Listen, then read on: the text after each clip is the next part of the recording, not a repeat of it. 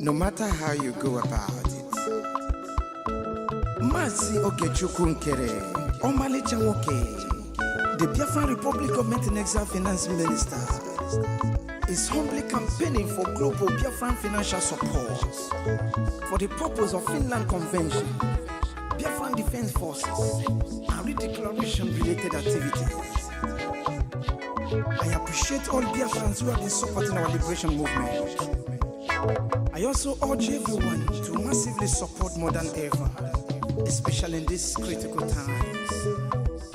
Oh, my fellow lovely great Biafrans, let's come together and support our Prime Minister, Mazi Simon Ekpa, who is currently working tirelessly to hand over our freedom to us this year, 2024.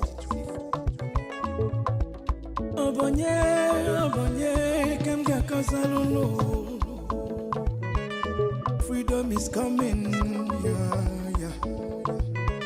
Yo. Mazi Ogechukwu Nkere. Salute every Biafran especially. Yeah. Ogechukwu kama. Ogechukwu kaina yo no. Ogechukwu kama. Onyamana gidi bakulo wunu. Ogechukwu kama. Welu didi chukwu kasebele. Ogechukwu kama. Ogechukwu kama. Mazi Ogechukwu Nkere nekelunu. Ogechukwu kama. Ogechukwu kaina yo no. Ogechukwu kama. Ogechukwu kanyina yo na nyasi. Ogechukwu kama. There is no magic to progress and success in life. Life gives back what you give to it. It takes a man who believes in himself to create wealth. So keep working hard and never lose hope in what you believe in.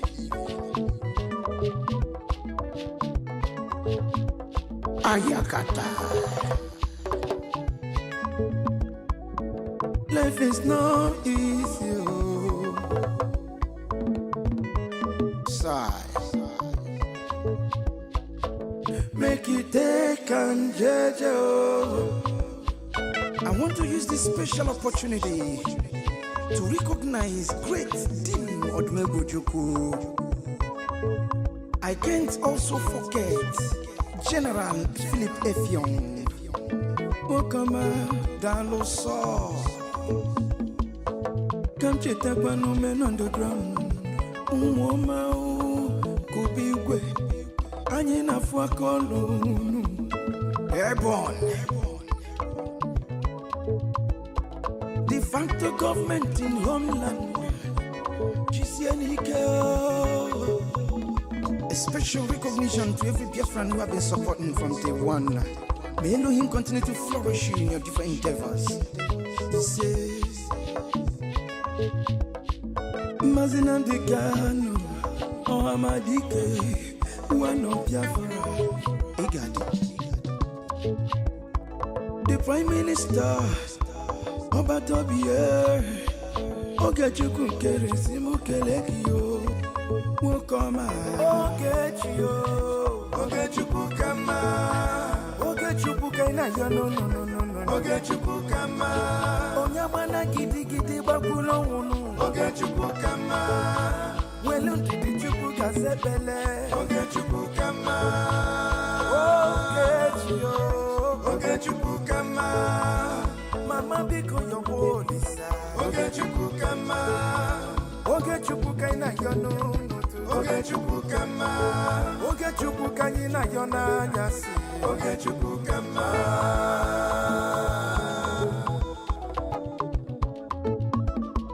Ayole, ayiga kolone garole nu. Uwi bole, cheta kwa nandu bofuo. 1 + 1 is 2, 2 + 2 is 4,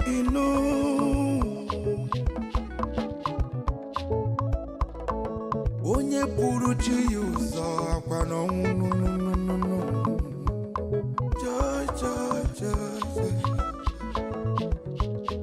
Don't give up. One day It's so close. It's so close. Ogechukukama. Never you give up, no, no, no. Ogechukukama. Believe in your dreams, brother. Ogechukukama. Never you say no, no, no, no. Ogechukukama. Ogechukukama. Ogechukukama.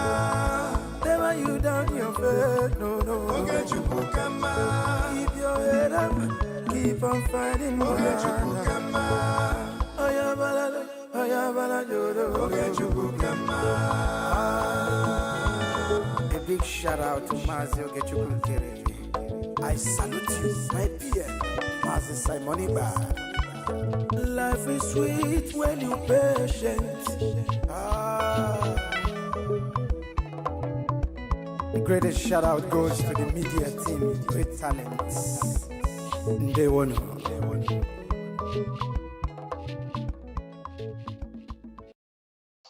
We have three ex-former presidents of Nigeria.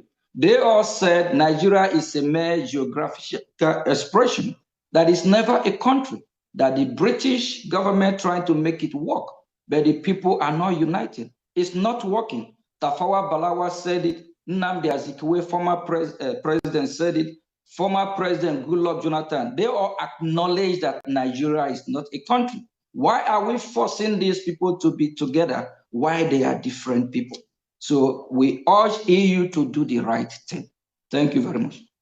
Thanks a lot. And this was my interview with the Prime Minister in exile of the Biafra Republic, a powerful personality who calls the European Union and the United States of America to recognize the Biafra Republic, to stop the genocide against Christians in Nigeria. And ex-Nigeria is the much better way for the world, much better, of course, for the Biafra people and for the Christians in Nigeria. It will be a stable partner for trade and for security and for prosperity for the Biafran people and as well for the free world. And I thank you very much, Mr. Prime Minister. And also let me say that I will continue my fight towards freedom for Biafra. Okay. And it's a big honor that you have been joining our show.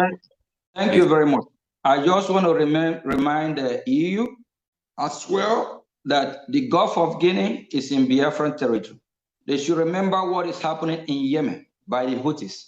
If the Gulf of Guinea, if they allow this terrorist Nigerian state, because it's a terrorist state, with these terrorists, if they, for example, capture Biafra land, know that the Gulf of Guinea, they will disrupt trade, but we Biafran will resist. We'll make sure that we are free, and we want to remind them that when it comes to the business interest, we are open to negotiate, to do business with them. I think we will be the best ally to make sure that from the West African Sahel, we'll checkmate the terrorists, because what they are doing, they're trying to capture both Biafra land, Nigeria, or the surrounding West Africa, especially Biafra land, to attack EU from there. They should recognize Biafra so that we all can counter this terrorism and fight together. Thank you. The time is now. Biafra is here, and our leader, Mazi Nnamdi Kanu, must be released. The Nigerian terrorist state don't have the right to still be holding him because he commit no crime. And our leader, Mazi Simon Ekpa from Finland, he needs to be released. He's just a freedom fighter. Every country in the world fought for their freedom. United States of America fought for their freedom, 1776, from the Great Britain. So Biafra is fighting a just cause for freedom. Thank you very much. Thank you, Mr. Prime Minister. All the best from Austria, from Vienna. Thanks for joining the show. Thank you very much. You're welcome for freedom. Thank you. The recording has stopped. We have three ex-former presidents of Nigeria. They all said Nigeria is a mere geographical expression that is never a country, that the British government trying to make it work, but the people are not united. It's not working. Tafawa Balawa said it, Nnamdi Azikiwe, former president, said it, former President Goodluck Jonathan. They all acknowledge that Nigeria is not a country. Why are we forcing these people to be together? why they are different people. So we urge EU to do the right thing. Thank you very much.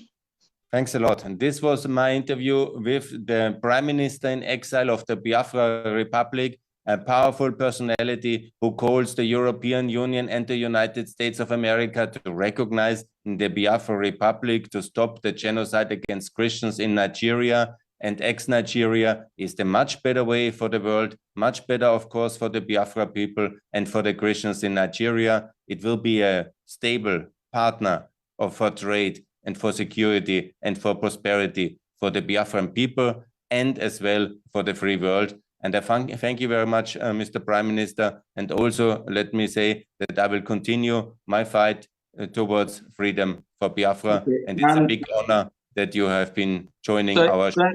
Thank you very much. I just want to remind the EU as well that the Gulf of Guinea is in Biafran territory. They should remember what is happening in Yemen by the Houthis. If the Gulf of Guinea, if they allow this terrorist Nigerian state, because it's a terrorist state, with these terrorists, if they, for example, capture Biafra land, know that the Gulf of Guinea, they will disrupt trade. But we Biafran will resist. We'll make sure that we are free. And we want to remind them that when it comes to the business interest, we are open to negotiate, to do business with them. I think we will be the best ally to make sure that from the West African Sahel, we will checkmate the terrorists. Because what they are doing, they're trying to capture both Biafra land, Nigeria, or the surrounding West Africa, especially Biafra land, to attack EU from there. They should recognize Biafra so that we all can counter this terrorism and fight together. Thank you. The time is now. Biafra is here, and our leader, Mazi Nnamdi Kanu, must be released. The Nigerian terrorist state don't have the right to still be holding him because he commit no crime. And our leader, Mazi Simon Ekpa from Finland, he needs to be released. He's just a freedom fighter. Every country in the world fought for their freedom. United States of America fought for their freedom, 1776, from the Great Britain. So Biafra is fighting a just cause for freedom. Thank you very much. Thank you, Mr. Prime Minister. All the best from Austria, from Vienna. Thanks for joining the show. Thank you very much. You're welcome for freedom. Thank you. The recording has stopped.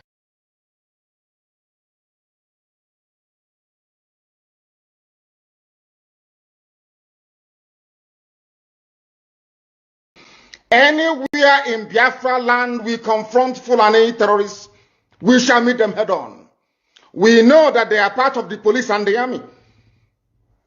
Danjuma himself, General T.Y. Danjuma himself, testified before the British Parliament that the army of Nigeria and the police are colluding in the conquest of indigenous populations in Nigeria. And we are no exception to that very horrible and sinister conspiracy. The police we have in our land are terrorists in uniform. The army we have in Biafra land are basically terrorists. They are there to aid and to support Fulani Janjaweed advancement to the Atlantic Ocean. And we are there to stop them. And we are stopping them and will continue to stop them. A few days ago, as I said, we embedded our men and women of the Northern Command of Eastern Security Network. When we said Northern Command, people were confused. Biafra land is a nation. We have Northern Biafra, we have Central, we have the South, which is the coastal region, we have the East, and we have the West. When I talk about the Northern Command, I'm talking about the northern part of Biafra land, which incidentally starts from Benue State. So we are right to be there. If you don't want us to be in Benue State, quietly go back to Abuja and appeal to them. Tell them to release Igbo people in Benue and carve them back into Ebonyi State, where they should belong, or Enugu State, as the case may be. Therefore, anybody, you know, one thing about Nigeria is that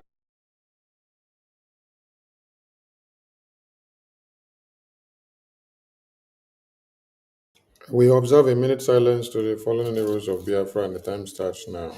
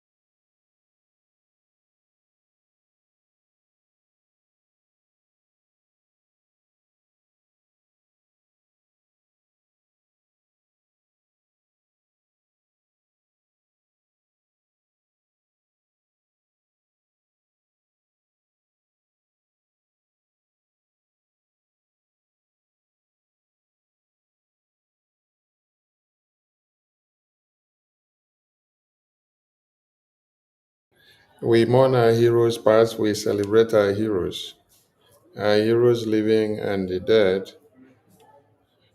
our babies, women, and children that have been slaughtered. We salute all of them as we continue to keep the flag flying above sea level. It's a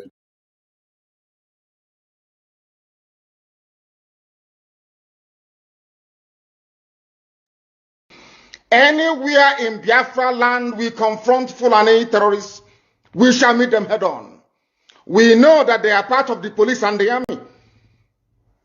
Danjuma himself, General T.Y. Danjuma himself, testified before the British Parliament that the army of Nigeria and the police are colluding in the conquest of indigenous populations in Nigeria.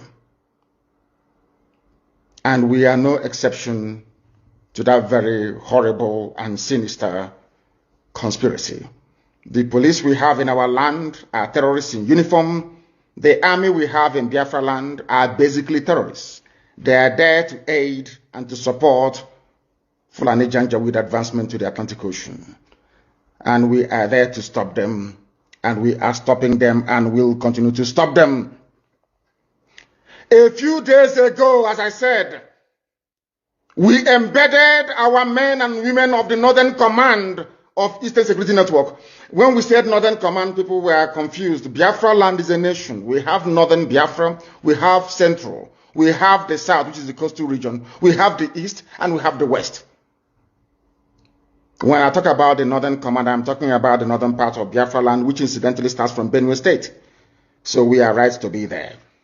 If you don't want us to be in Benue State, quietly go back to Abuja and appeal to them. Tell them to release Igbo people in Benue and carve them back into Ebonyi State, where they should belong, or Enugu State, as the case may be. Therefore, anybody, one thing about Nigeria is that anywhere in Biafra land we confront Fulani terrorists, we shall meet them head on. We know that they are part of the police and the army. Danjuma himself, General T.Y. Danjuma himself, testified before the British Parliament that the army of Nigeria and the police are colluding in the conquest of indigenous populations in Nigeria. And we are no exception to that very horrible and sinister conspiracy. The police we have in our land are terrorists in uniform. The army we have in Biafra land are basically terrorists. They are there to aid and to support Fulani Janjaweed advancement to the Atlantic Ocean. And we are there to stop them, and we are stopping them and will continue to stop them. A few days ago, as I said, we embedded our men and women of the Northern Command of Eastern Security Network. When we said Northern Command, people were confused. Biafra land is a nation. We have Northern Biafra, we have Central, we have the South, which is the coastal region, we have the East, and we have the West. When I talk about the Northern Command, I'm talking about the northern part of Biafra land, which incidentally starts from Benue State. So we are right to be there. If you don't want us to be in Benue State, quietly go back to Abuja and appeal to them. Tell them to release Igbo people in Benue and carve them back into Ebonyi State, where they should belong, or Enugu State, as the case may be. Therefore, anybody, one thing about Nigeria is that anywhere in Biafra land we confront Fulani terrorists, we shall meet them head on. We know that they are part of the police and the army. Danjuma himself, General T.Y. Danjuma himself, testified before the British Parliament that the army of Nigeria and the police are colluding in the conquest of indigenous populations in Nigeria. And we are no exception to that very horrible and sinister conspiracy. The police we have in our land are terrorists in uniform. The army we have in Biafra land are basically terrorists. They are there to aid and to support Fulani Janjaweed advancement to the Atlantic Ocean.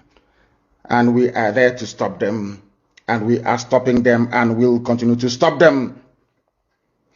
A few days ago, as I said, we embedded our men and women of the Northern Command of Eastern Security Network.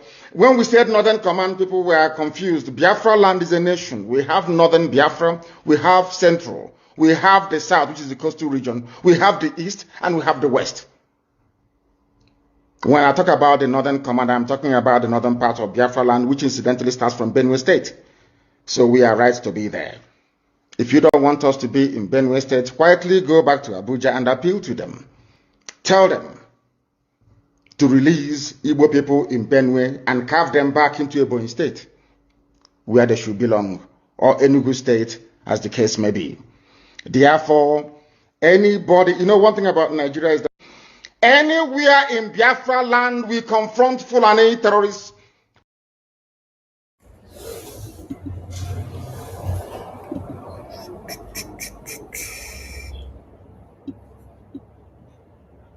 Ndewo. It seemed late, but because of our tight schedule and many other meetings that have been on, we still have to be here. I salute all Biafrans. Yes, and we must continue with the fire of Biafra on the enemies of Biafra. I bring you warm greetings from all over the globe, and I am very happy that we are making progress. And like I said, our enemies will increase. And so, on daily basis, you have to see increase in the ratings of our enemies.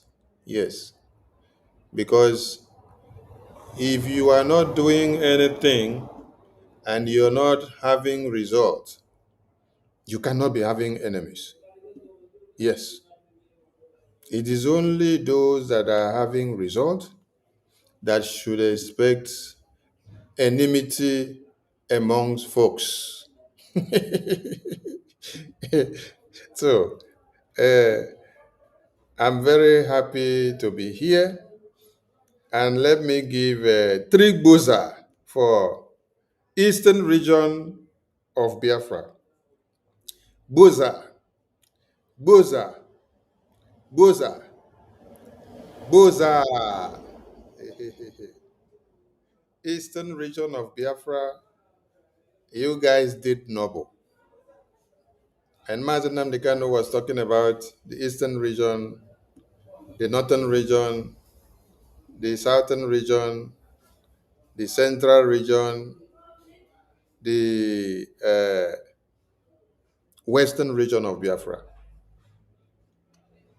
When the regional structures of the map were dissected, you see that people that had claimed that they were in IPOB for many years, since 2012, they did not know that Mazen Nnamdi Kanu had ordained, the same way Mazen Nnamdi Kanu had ordained that when it is time, there will come a government, that we will form a government, and that government will be speaking for Biafran people from exile.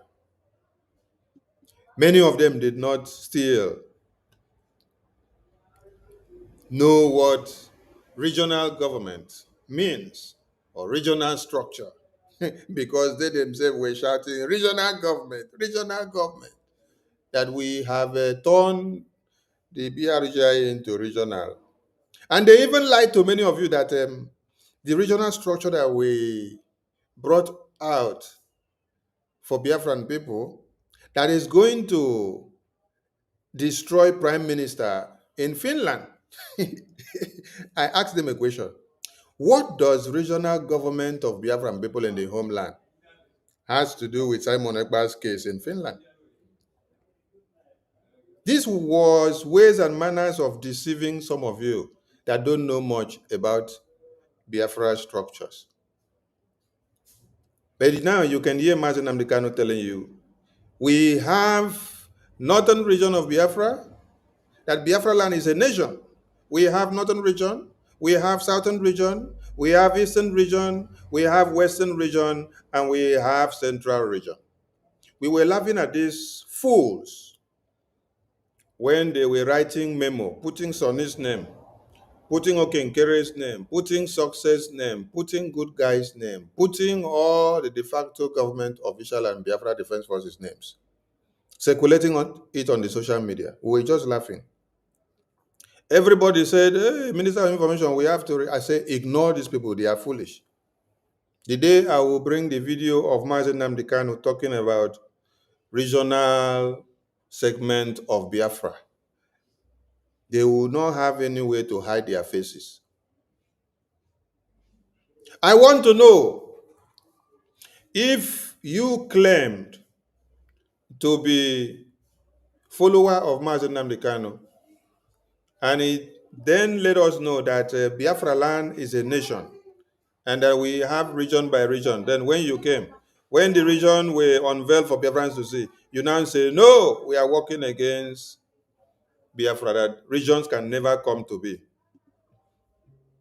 Are you working to see Mazen Namdekano, Tennessee to fulfillment, or you were actually a fool following with blind eye, or you just want to destroy and sabotage everything that he has been working for?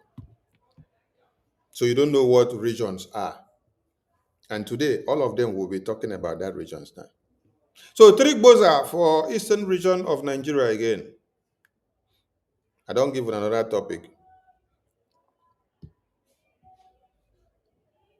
It is now Eastern region of Biafra,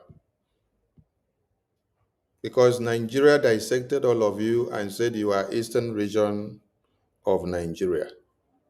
So from that whole Eastern region of Nigeria, Biafra came out. And it is from that whole Eastern region of Nigeria that all the 40 states of Biafra regions now come out. And now you now have 5 regions from this acclaimed Eastern region of Nigeria.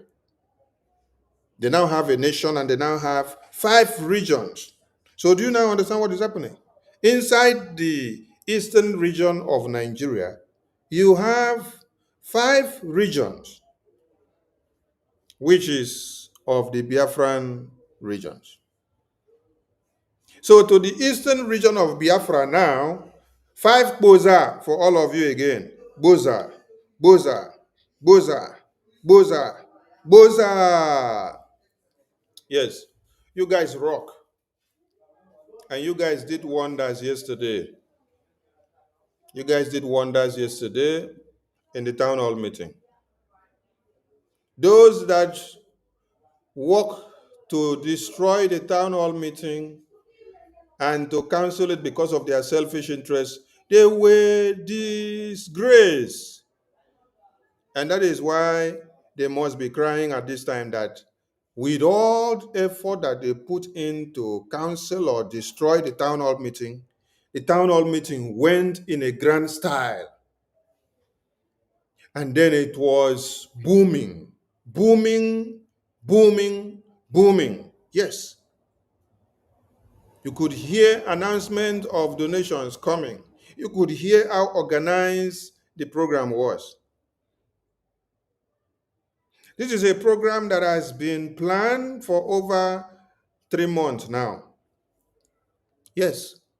And then the people that are supposed to organize the program to bring it to the end, decided to be the one to work against the program.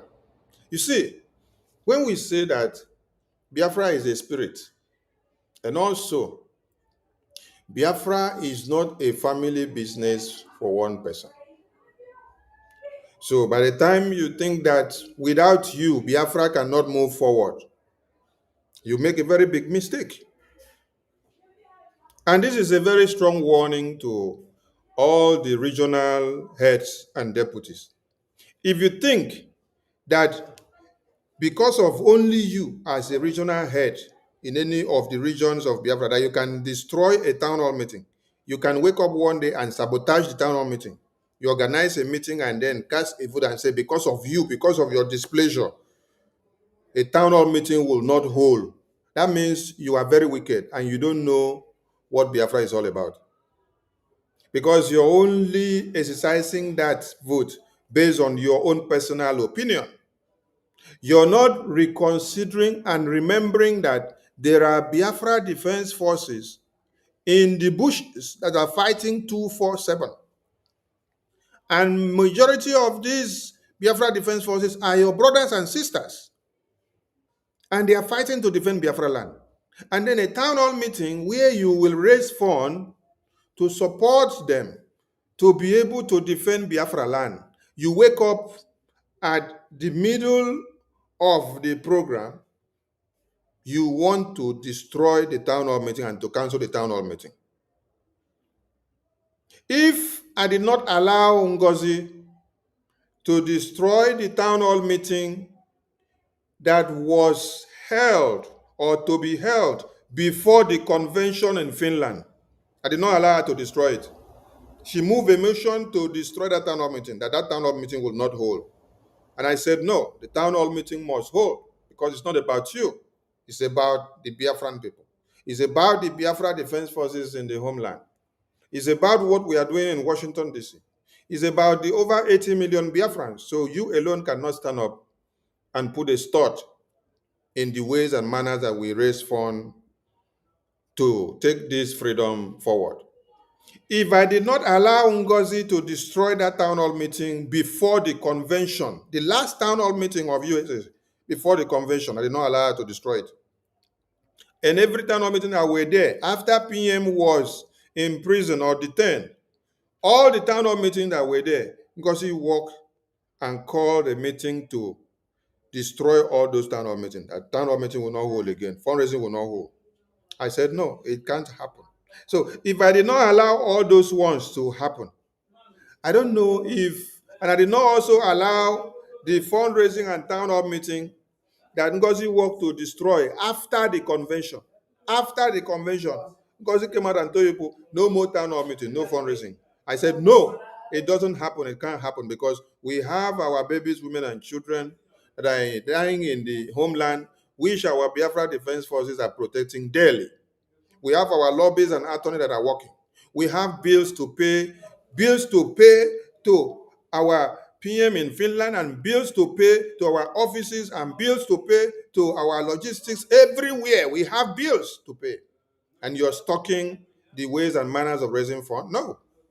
If I did not allow Ngozi to destroy all the town hall meeting and fundraising before the convention and after the convention, how do some of you think that you will wake up today with your small tail, with your small monkey tail, and you want to come and destroy a town hall meeting of the eastern region of Biafra? A town hall meeting of the eastern region of Biafra. A town hall meeting of eastern region of Biafra, which I am part and parcel of. Eastern region of Biafra. Hey, hello, Mero. Some of you should go back and think of the kind of juju or the kind of prayer or the person that you will hire to send as assassin to come and kill Sonny. Some of you need to go and think, go and reanalyze and plan again and think of how can you kill this Sonny? How can you eliminate this Sonny? Because he has become a problem. Yes. Ngozi is shouting all day, Sonny is a problem. This Sonny is very wicked. A man is shouting there, this Sonny is a problem. This Sonny is very wicked. Chioma is shouting, all of them, this Sonny is very wicked. What is Sonny do now? I am here to make sure you people don't destroy this work that God put in Simon Ekba's hand, our PM. I am also here to make sure you people don't destroy this work that God has transferred into the hand of Okenkere now. Yes, you cannot destroy it. The only way you people can destroy it is when you have finished killing me. If any of you is able to kill me today, open the ground and bury me, disappear me from this earth, kidnap me, that is when you are able to destroy this freedom. But as far as I'm still alive, I go nowhere. I dey here. I know they move 1 inch. Throw the bullet come. The God of Biafra that ordained us to be here will give us the shield of repellent. So as those your nonsense are coming, I saw it before coming. And I anticipate what to do before you all go crazy. You can't destroy any avenue of raising money for us in this very freedom, because we have gone a long way. So if you are head of any of these 5 regions, or you're part and parcel of the executives, and you think that you have been in BRGI cabinet meetings, you record our meeting, you take it to Ima and group and Honorable Fulani, you've been planning on how to sabotage and how to destroy, please, you have made a very big mistake. Because you choose the wrong fight and the wrong person inside the circle.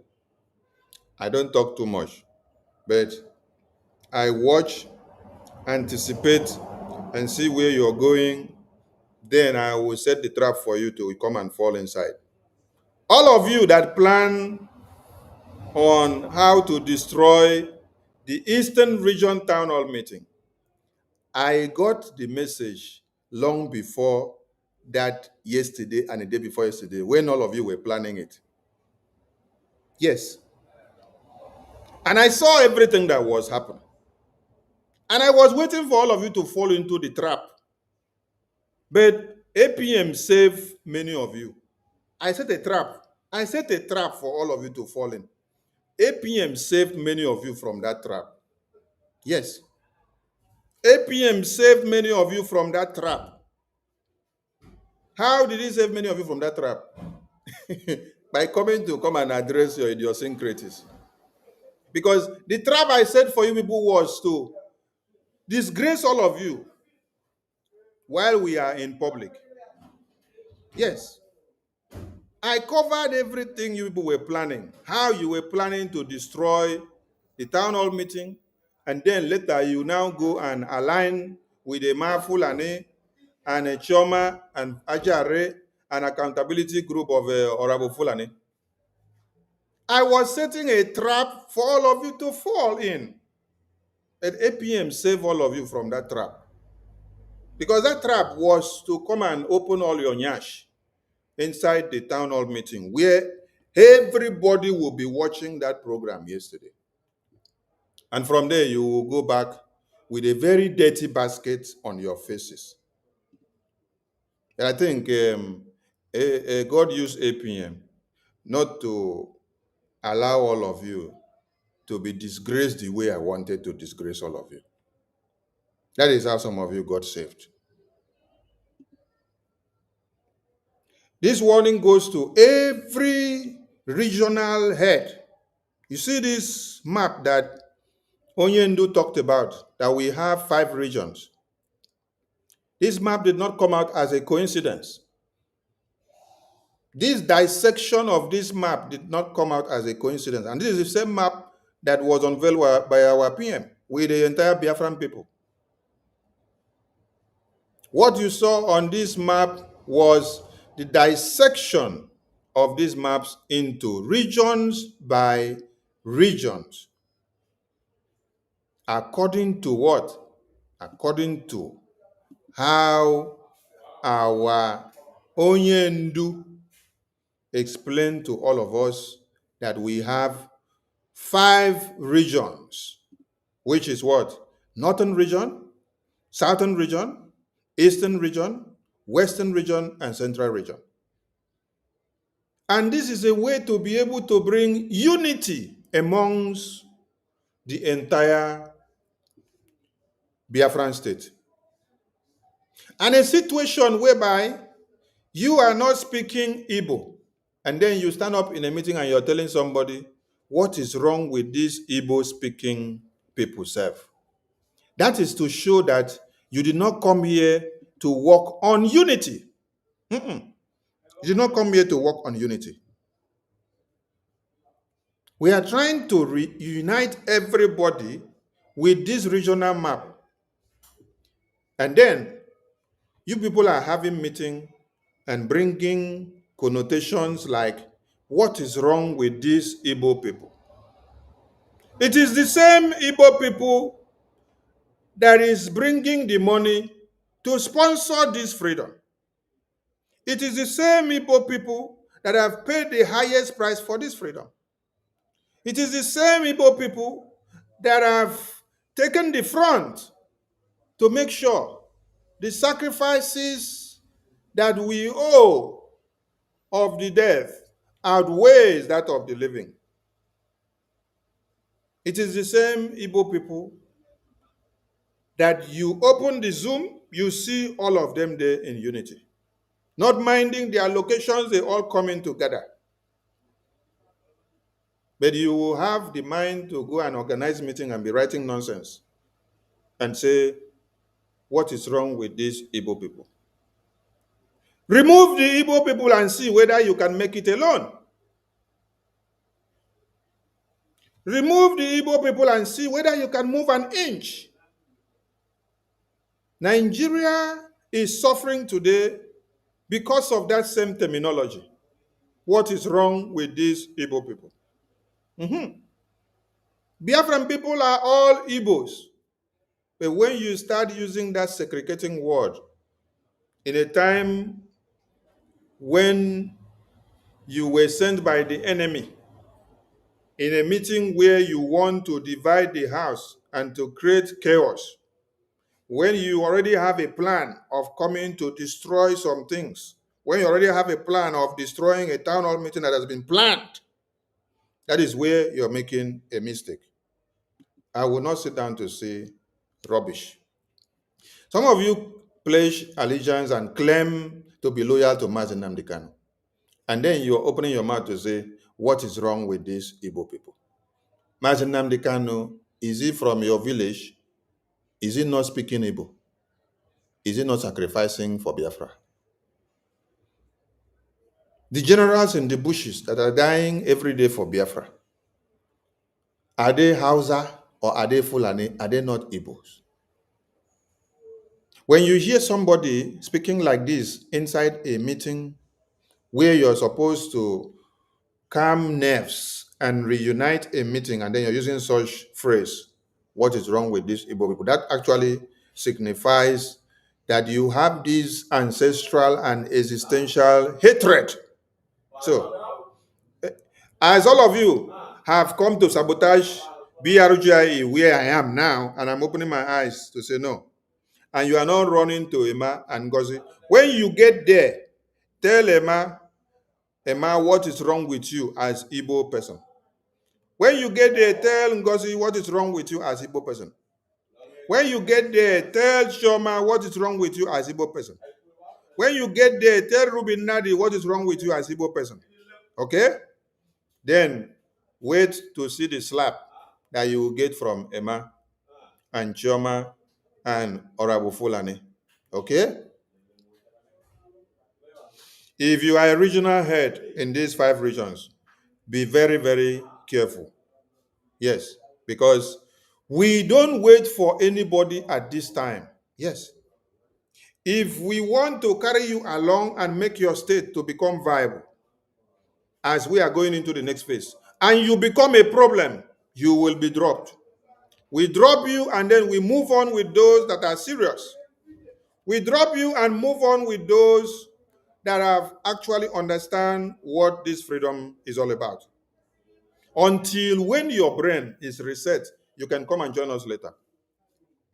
Mazi Nnamdi Kanu is in prison. Mazi Simon Ekpa is in prison. And if you want to wait for Mazi Simon Ekpa, when he comes out from prison, to come and start Biafra from where he stopped when he was imprisoned, you can go and wait for him. That means you are very stupid. But remember that when Mazi Nnamdi Kanu was imprisoned, Simon Ekpa did not wait for Mazi Nnamdi Kanu to come out before we continue. What did he do? He had to reshovel the house. He had to re-strategize. He had to set up a template. And then we all move on with Simon Ekpa. We did not wait for Mazi Nnamdi Kanu to come out before we will now start a strategy. Simon Ekpa did not wait for Mazi Nnamdi Kanu to come out from prison, or he did not wait or go to prison to go and take orders and instructions from Mazi Nnamdi Kanu before we did anything that we had to do. Because Mazi Nnamdi Kanu is in prison. A gun is pointed on his head and he is in chains. It is only a fool that will go to somebody that is in prison to ask him, what do I do, before you can take a step to now decide on what to do and how to move on. Someone in prison is incapacitated with the brain, emotionally, physically, mentally, and otherwise. You that is outside, you are the free man, you are the freeborn that is supposed to be his voice.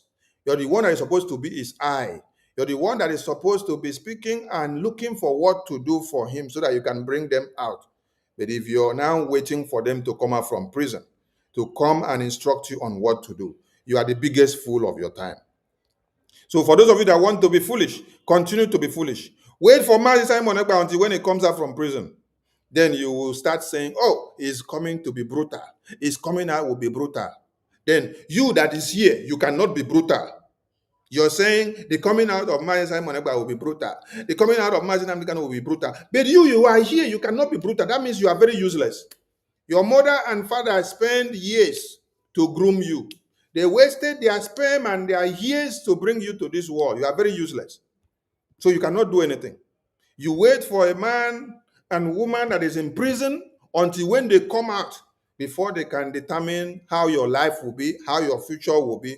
What makes some of you so useless? Honestly. I want to appreciate the whole Eastern region again and everyone that made yesterday a wonderful and a memorable one. And I'm also using this medium to let all of you know that the leader of the Eastern region and their executives, they had worked so hard to sabotage the yesterday town hall meeting of the entire Eastern region. Entire Eastern region that comprises of 8 states. But I was watching them and waiting for them to enter the trap that I set for them. But APM helped them out by not allowing them to enter that trap. So it was only when I was dead that the town hall meeting of yesterday wouldn't have held. If all of you heard that I was dead, then the town hall meeting of yesterday wouldn't have held. But I had set the trap for all of them on what I was going to do to them in that town hall meeting of yesterday. They would have gotten the highest disgrace that their parents have not given to them in the past 100 years, if they had even existed for the past 100 years. So if you work against how we raise money, the last thing you should ever think of is a town hall meeting is planned, which is to raise money for our defense forces, which is to raise money for our lobbying and all the logistics and legal things that we have to do. And then you are planning of how to cancel that town hall meeting with your own intuition, with your own personal hunger and feelings. You don't consider that there are men and women in the bushes that are fighting every day that need this money. No, you don't think. All you want is how you feel, because opportunity has availed itself for you to be a leader of the Eastern region and part of the executive of Eastern region. So you now take laws into your hands to be the one to sit down and determine to cancel a town hall meeting, while Sonny is still alive in this government of BRJ. I said this would have only happened if I was dead. Because many of you are making the biggest mistake of your life.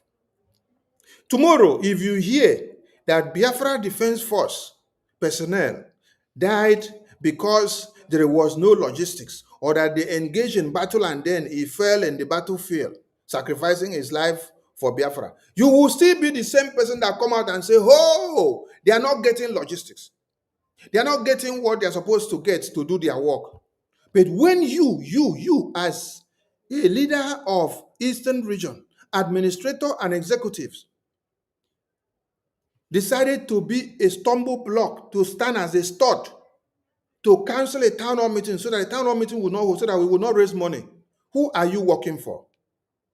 What is different from you and what Emma and Chioma did when they blocked our website for over 3 months? They blocked the website for over 3 months so that we cannot raise money to support the defense forces and support any legal thing, or even to pay the bill of Marty Simon Ekpa in Finland. That is why I asked the question. Does Simon know that the same accountability group of Emma, that the same Ngozi Orabu Fulani, that these people block the bank account, block the website, block everywhere and attacking the finance, the same finance that is paying your bill in Finland? Yes. The same finance that we are filing up bill for Finland. How do you expect us to raise the money when you are now supporting the same people that are working against destroying the finance? Tomorrow somebody will hear, oh, the payment of the bills of Finland is delayed. The payment of the bills in Baltimore head office is delayed. The payment of bills of the lobbies or attorney is delayed. The payment of bills in defense is delayed. And then you'll be saying, hey, where are the money? Where are which money? The same money that all of you are blocking the avenue of raising the money? Fundraising, you come and block it. Town hall meeting, you come and block it. You don't consider that your same PM that you say is your PM that you love. Some of you claim to love PM more than me. Some of you claim to love PM more than me. But you don't know that I was dragged into this Biafra government in exile because of his presence when I saw that he came in. I'm not someone that is jumping around. No. When I saw him started, I came to give him my support. But some of you are claiming you love him more than me. And I have been working to protect everything that he built, while some of you are working to destroy. Yes. When you destroy the finance and you destroy our avenues of raising funds, town hall meeting and fundraising, how do we pay that our PM now that you claim you love more than Sonny? How do we pay his bills that are in Finland? Go and ask the accountability group, have you people been able to pay the bills in Finland? Ask them if they have been able to pay. Ask them, go and ask them. Ask Orabu Fulani, have you paid the bills in Finland? Ask them if they have paid, if they have been able to. But these are the people that have come to fight and destroy the finance, block website, block every avenue, come and sabotage and tell many of you that we are criminal, we are this and that, and you are clapping for them. Yes. Then later you expect us to remove money from our blockers, or remove money from our nose, or from our eye, or from our head, to now use it to pay bills when you are blocking the avenues of raising the funds. You're not even the one bringing the money. Oh. You're not the one bringing the money. It is Biafrans that are bringing the money willingly. And then you want to stand as a stumble block to block those that are bringing the money voluntarily to support what we are doing. Please, every administrator in all the continent and every representative and heads of regions, please, going forward, be very, very careful and be very, very attentive. Yes. Do not allow Satan to use you to fight the structure that is working, the structure that is giving aid to the Biafra Defense Forces, the structure that is giving aid to our Prime Minister's bills in Finland, the structure that is taking care of our lobbies and our logistics and every bills in America and attorney, the structure that is heading to Washington, D.C., making Nigeria to cry left, right, center. Do not allow yourself to be used to fight against these structures. Because all these splinter groups, they have nothing to offer. You can't see them doing anything in Washington, D.C. You can't see them doing anything to take care of defense. You can't see them doing anything to even assist in PM's bills in Finland that we are looking up to. But what they do is to work to destroy. The people that are actually working to put everything together are the same people that you are going to go and condemn and say, we are working to stop Prime Minister and to destroy him.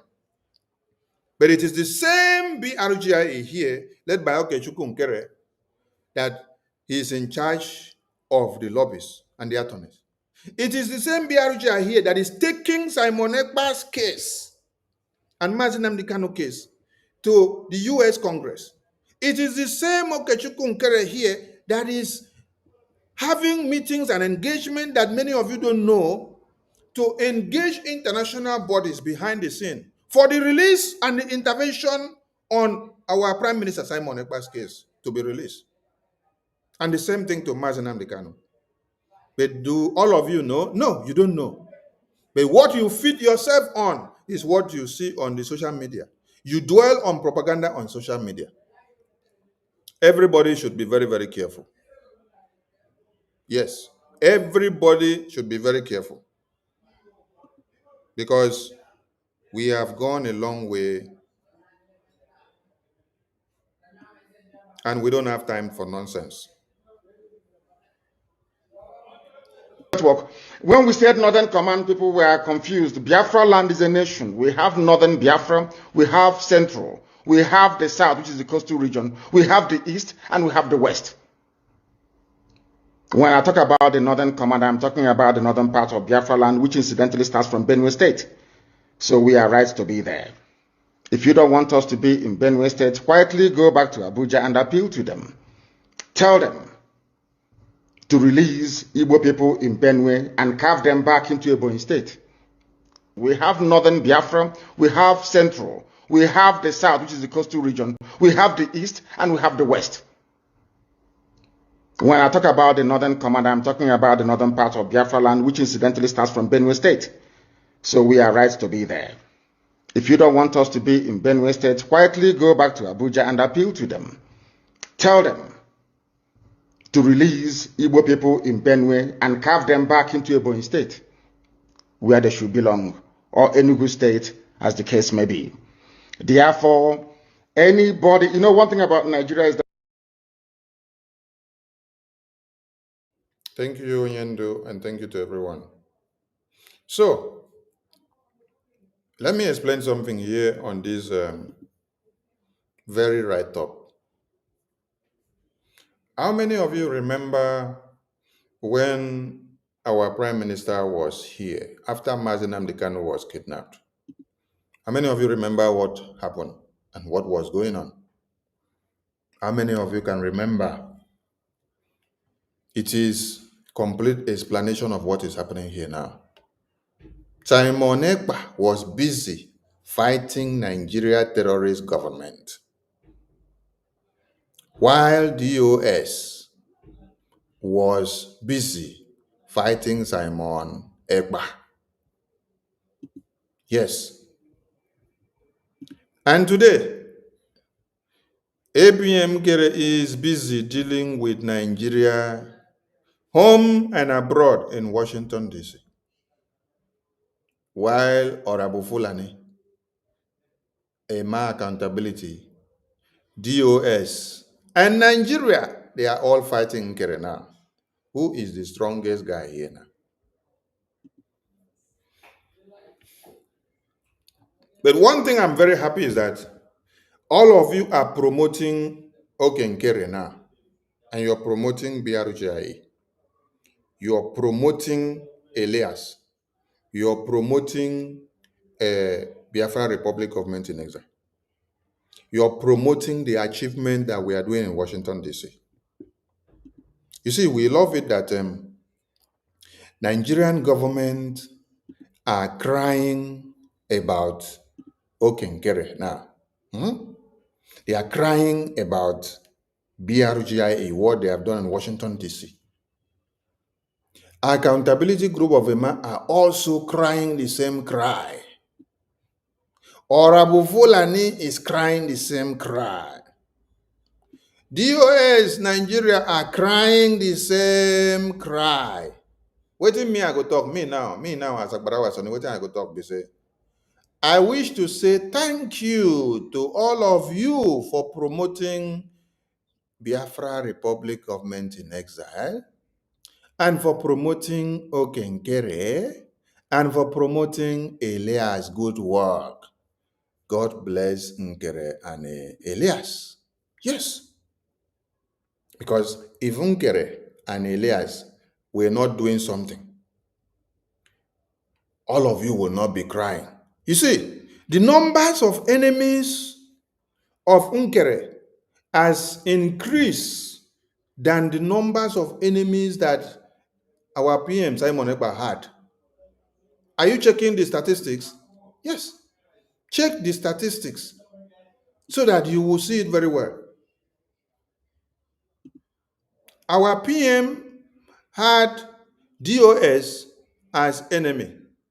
Our PM had Nigerian government and their politicians, with all the politicians in the east and both in the north, everywhere as enemy. Those were two enemies of what? Two enemies of our PM during his term in office. Just two enemies that were well known. And these are the two enemies that wrote this petition to Finland against him. IPOB Nigeria and Nigerian government. They worked together to write a petition against him and send to the European Union. For some of you that did not see this, see it now. See it now here. These two enemies that our PM had were the people that made sure they put up a petition to European Commission for them to imprison our Prime Minister. Yes. Kanunta, which is IPOB. Mazinam Kanu wife, which is IPOB. DOS, which is IPOB. What again? Ejiofor, which is Nigerian politician. Plus all the Nigerian politicians group, put them all together.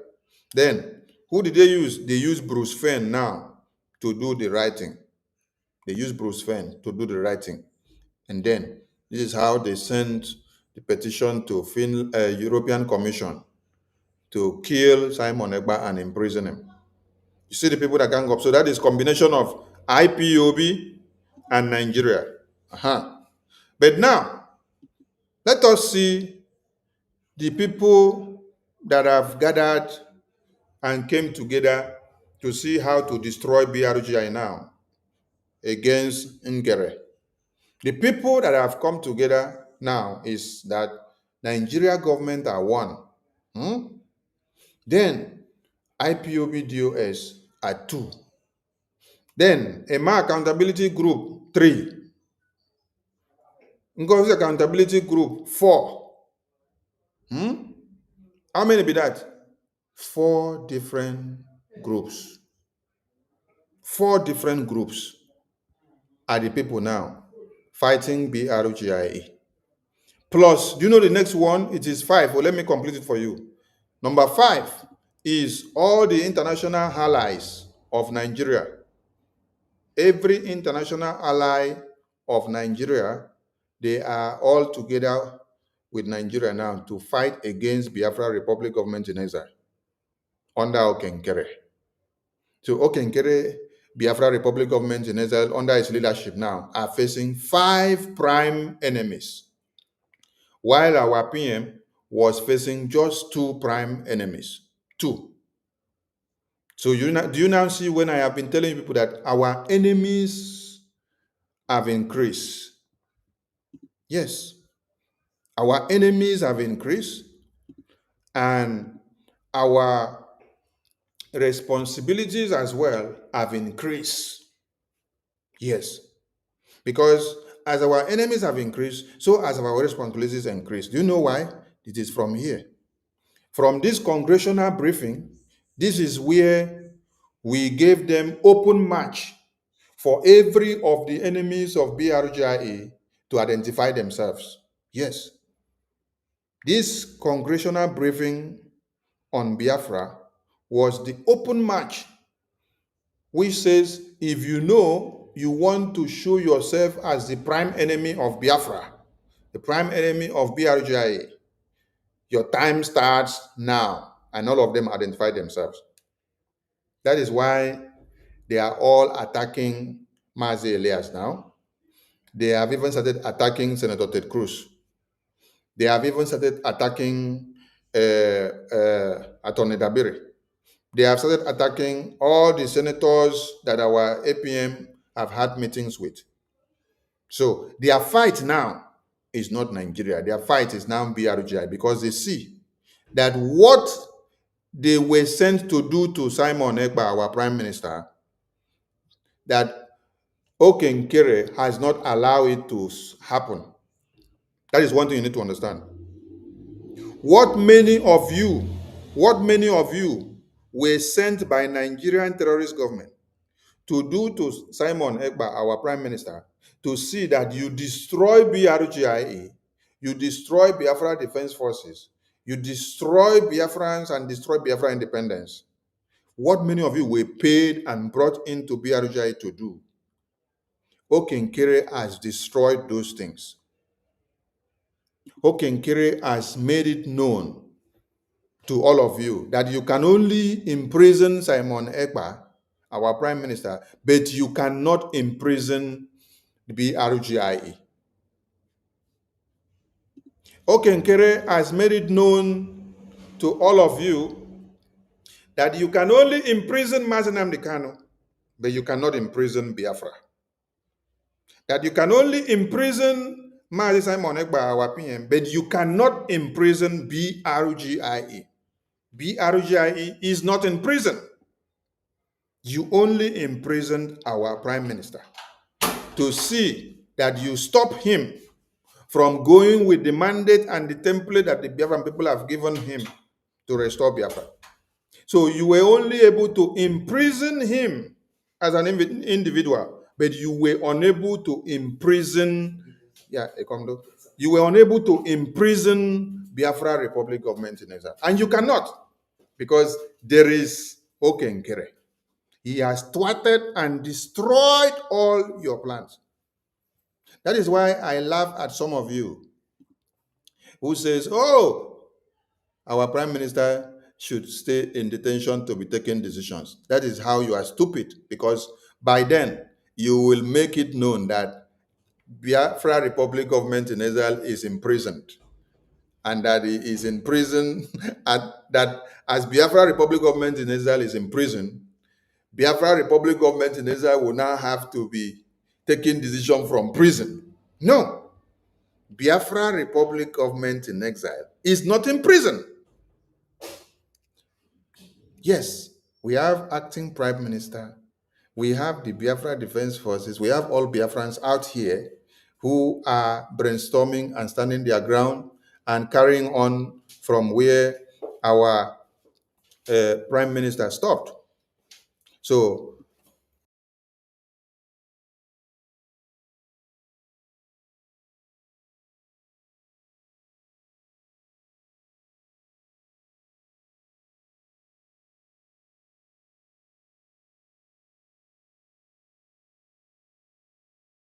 some of you that think that you can destroy BRGI, hey, no.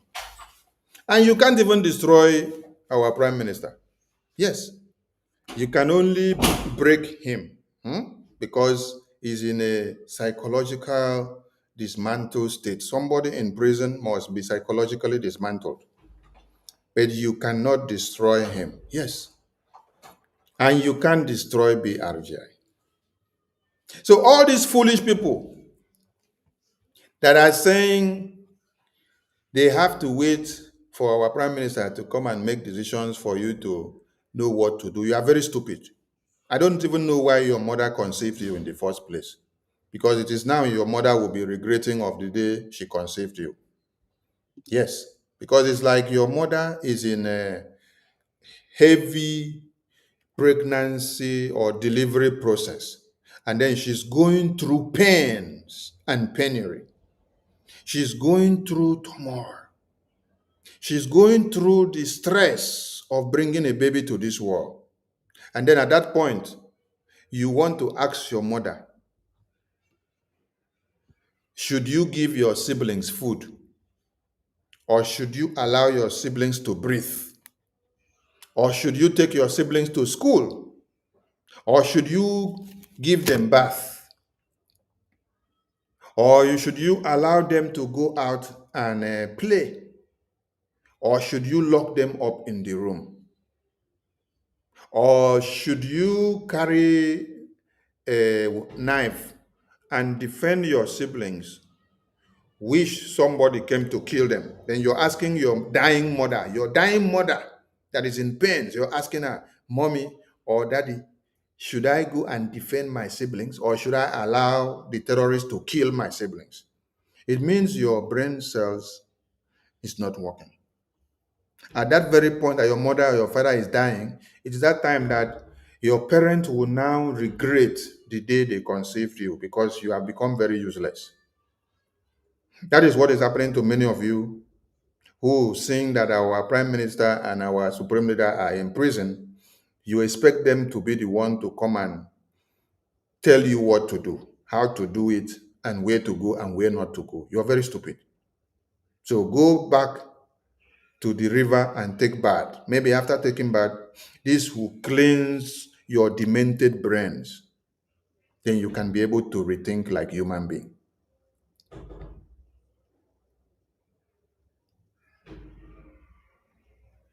Many of you were sent down to Biafra Republic government in exile as spies. And many of you were sent just to see that you destroy the good works that Simon Ekpa, Prime Minister, put on the table. Many of you were not here to do anything good. Many of you were here to see that how far he has gone, you will hold his leg and drag him back. So when opportunity availed itself, you all align with the enemy and supply all evidences against him, and they use it against him.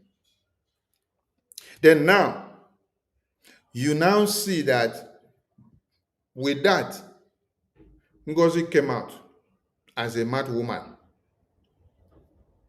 to come and start displaying all manners of madness. And all of you were clapping for her because you saw in her that she has that destructive tendencies of destroying everything. Somebody that came, the first place she went to fight was to go and fight the defense. You fight the defense forces, you call them all manners of names, you say they are criminals, they are traitors, they are kidnappers, they are this, they are this. The next thing, you divert funds from them. You went and set up your own new group of a Bobago.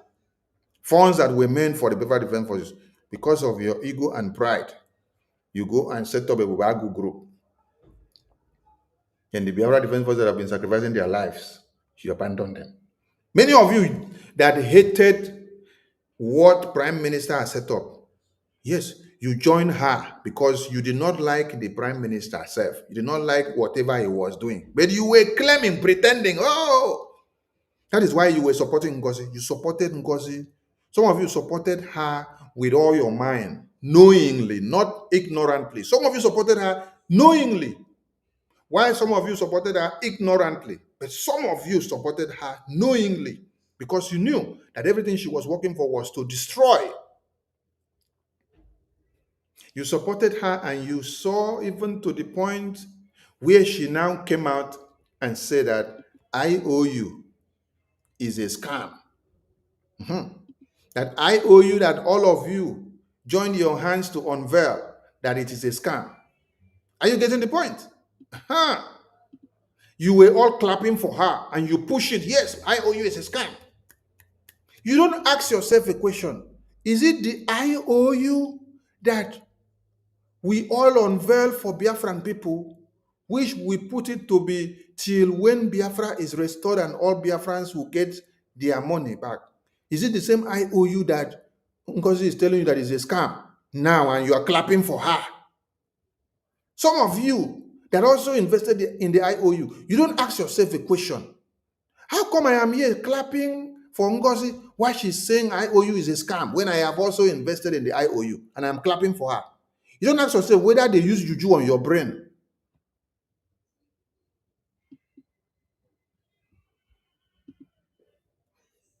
Did he stop there? He didn't stop there.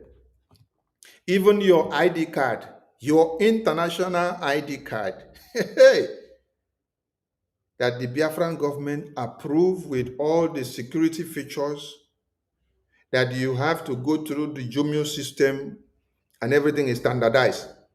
She came, sabotage it, and then turn it to Zoom verification. Zoom, social media verification. And you were all clapping for her. You clap for her. The next thing is that she will now go and bring bank account, post it on social media. Most especially bank account of Biafrans in the homeland and in Nigeria. Post it on social media and tell all of you, go and put money there. This is the same person that was posting Touch Bank, the Islamic bank account for all of you to go and put money. And you were all clapping for her. Today, those Touch Bank account is the account that you see that they are using to fund the Boko Haram terrorists that are killing you and killing Christians and committing the genocide today.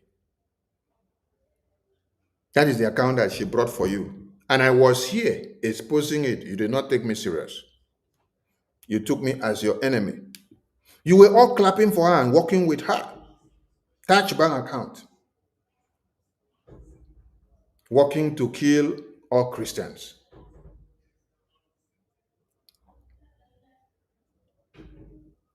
Many of you that she posted your account number out on social media, you were picked up by Nigerian terrorist government.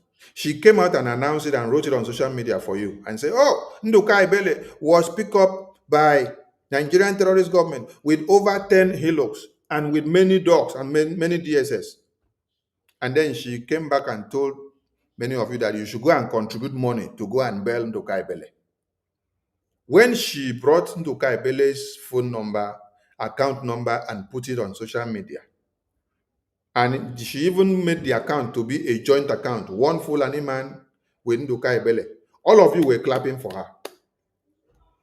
And when Nduka Ibele was picked up, she announced to you, till today, you don't ask her where is Nduka Ibele. Dead and gone.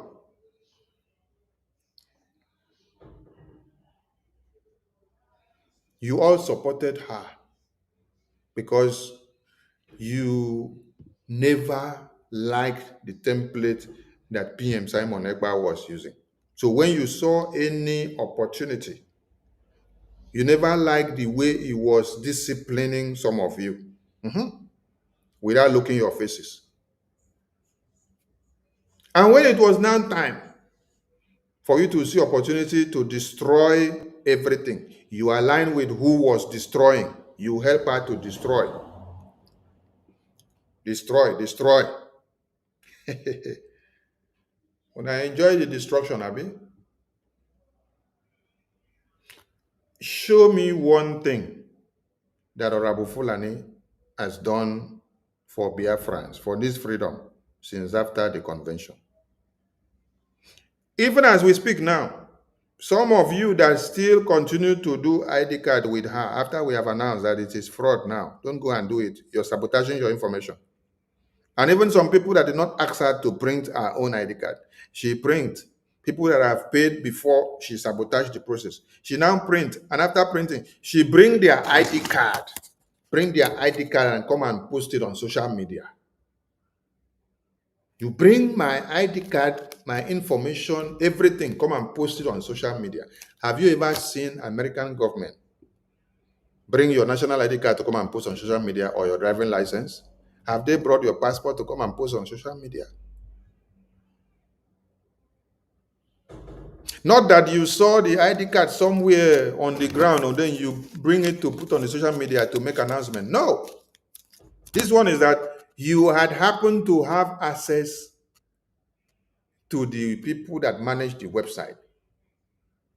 So you order them to print. As they print on your order, you now use those people information to do showy display on social media. People's ID card.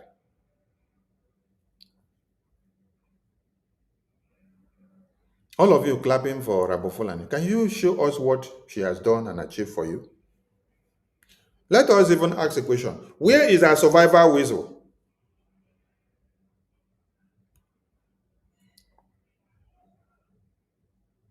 Where is our survivor whistle? Where is our survivor whistle? Yes, where is our survivor whistle? Because she gave you people survivor whistle to blow. The middle belt have blown survivor whistle, and then the Boko Haram terrorists still kill them. The people in the north, the Christian genocide, they had survivor whistle blowing, and then the Boko Haram still killed them. Have you all finished blowing survivor whistle of Ngozi? Mad people everywhere. And she also told you people she's bringing Delta Airline to pack all of you to Nigeria. We are in November. Please, you guys should go and tap her and wake her up and ask her, where is the Delta Airline that you said would take us to Nigeria? Because you are missing a trip to Nigeria. This Yochi. I said that our Prime Minister, Simon Ekpa, had two prime enemies, DOS in diaspora and one Nigeria working together with DOS. But now, do you know how many enemies that BRGI has now under Okenkere? We have Nigeria, we have DOS IPOB Nigeria, we now have Emma or Rabo Fulani groups, we now have the international allies of Nigeria. All of them are gnashing their teeth and crying about Okenkere and BRGIE now. The question is, do you know why? The reason is because the plan that was given to them, that after they imprison Simon Ekpa, that they will be able to destroy everything about Biafra and BRGIE. But Okenkere has disappointed them by making sure he stops all their plan and disappoint all of them. That is why you see all this cry everywhere. That is why you see all this cry everywhere. Because Okenkere has disappointed their plans. Okenkere has made it now known that you only imprison Simon Ekpa, you only imprison Mazi Nnamdi Kanu, but you did not imprison BRGIE. You only imprisoned Simon Ekpa and you did not stop Biafra. You only imprisoned Mazi Nnamdi Kanu and you did not stop Biafra. You only imprisoned our Prime Minister Simon Ekpa and you did not stop our template. Are you getting the point? That is what Okechukwu Nkere has been able to destroy about these people, that they are crying everywhere. And their cry will continue to increase. You see, when I tell you people that it is not only a Emma Accountability Group, Nigerian government, or Abu Fulani Group, IPOB Nigeria, and the allies are crying against BRJ. I want you now to follow me. Follow me, I want to show you something, so that you now understand those other people that are also crying about BRJ. Now look at the screen. Look at the screen. This is one of the international allies of where?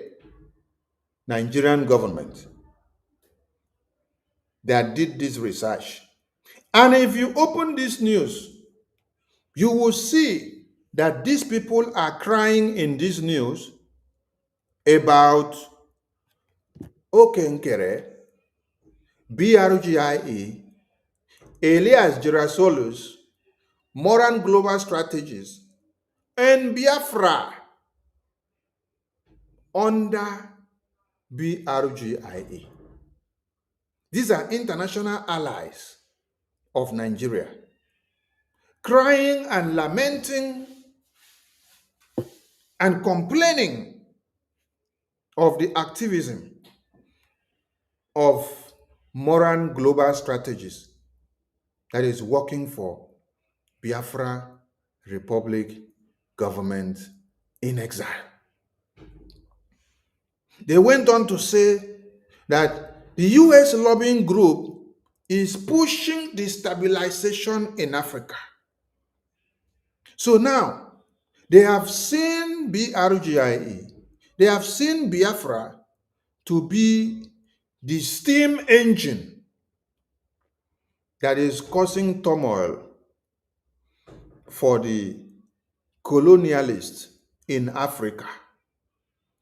They have seen that Ibrahim Traore and the Mali coup juntas and the Niger coup juntas, they took their stand to stand for their countries and to kick out the asses of the colonialists. But that did not make noise like what is happening now. Mind you, these are sovereign countries. Mali is a sovereign country. Niger is a sovereign country. Burkina Faso is a sovereign country. Their news is supposed to spark the entire world and any other thing. But Biafra government in exile is not a sovereign country. It's a legal entity that is fighting to bring Biafra to be. And Moran Global Strategies is representing this Biafra Republic government in exile. And then you are seeing top think tank groups and media houses and government from UK complaining about what Moran Global Strategies is doing with Biafra Republic government in exile against Nigeria.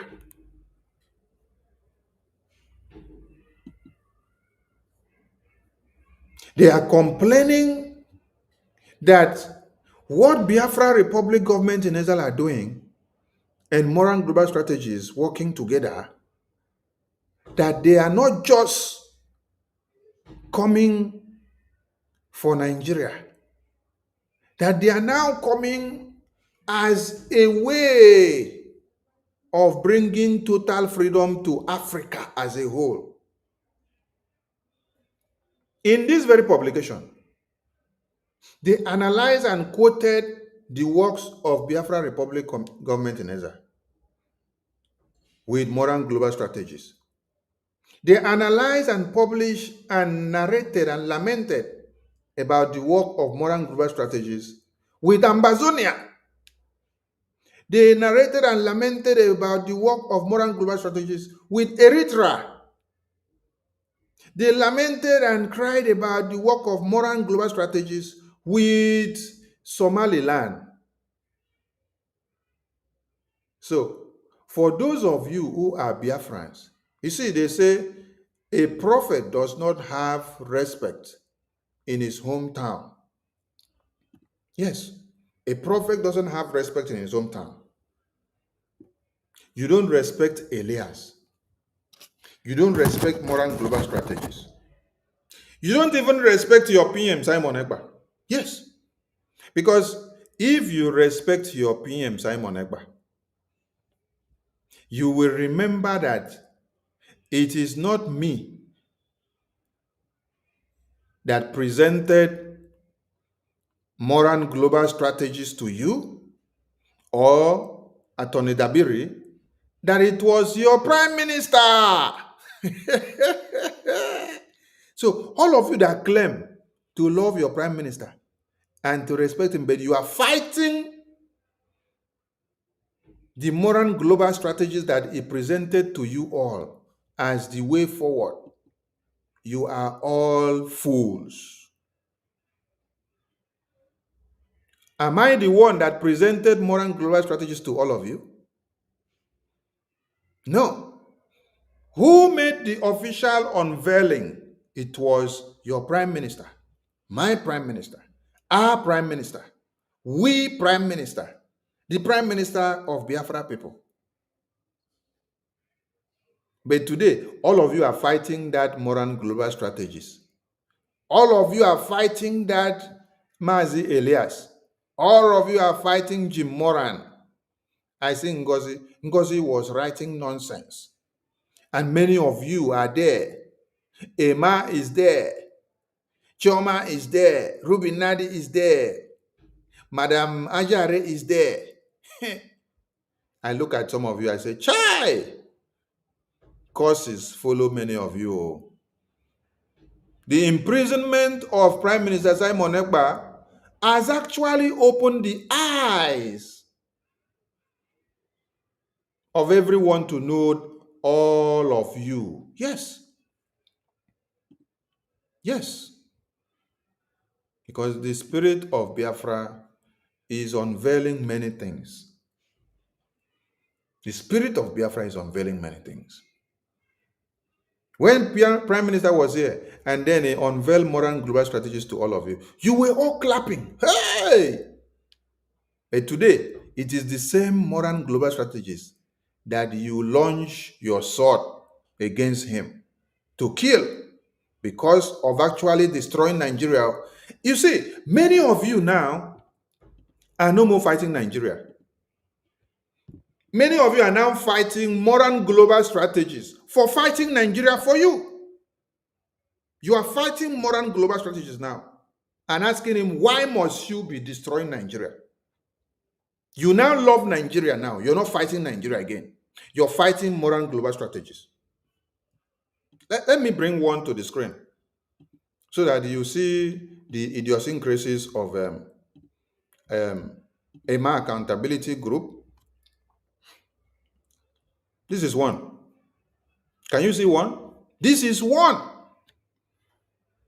This is one. I told you people that Simon Ekpa, our prime minister, had two prime enemies that walked to his imprisonment, DOS and Nigerian politicians, which is Nigeria too. But now, Okenkere BRGIA have 5 prime enemies that are fighting against them. 5 prime enemies. 1 is Nigerian politician. 2 is DOS. 3 is EMA and Choma Accountability Group of Madam Vamamvam. 4 is Orabo Fulani Group. And 5 is the international allies of Nigeria. How many are they? 5. You now see? Now look at this. Look at what you see on the screen now. Just look at this thing. Look at this thing that you see on the screen. Look at this generational illiterate that you see on the screen now. Just look at this. Look at this. is telling you that the USA may be using Isaiah Anyonku against Biafra freedom and moral global strategies. That is what this idiot is saying. So he now loves Nigeria. He doesn't want Isaiah Anyonku and moral global strategies to destroy Nigeria. Their fight now is now what? Against who? Against Biafra government, against moral global strategies, who are actually fighting for their own freedom. Are you getting the message? This is one. Oh, let me go to the other one, which I showed people before. This one now was written by Honorable Fulani. Look at it very well. This is Honorable Fulani. Honorable Fulani said this is a very long episode that she wrote. She screenshotted the town hall meeting of yesterday. That means they are crying. They cry very hard anywhere they see BRGI, anywhere they see moral global strategies, Mazi Elias and Attorney Dabiri and Ebim. They are crying and they are promoting us. So let them continue. This was a very long episode that she wrote, but this is the ending part. She said, any individual or group dealing with these two individuals on behalf of the Biafra Republic government in Israel and your United States of Biafra, plus your de facto is doing so at our own risk. She wrote a very long epistle here, but I only cut this part to do this. So I told her, God bless Nkere and Elias. You see, that is the level of the cry that you see. They are no more fighting Nigerian government, though. The fight now is the moral global strategies that your prime minister, my prime minister, our prime minister, we prime minister, dear prime minister, brought for us. You see? So now, I want all of you to go and ask the question now. Why are the people that claim to be working with Simon Ekpa before now fighting moral global strategies that is actually working to destroy Nigeria for Biafra independence? Is it that they were not all real or they never wanted Biafra?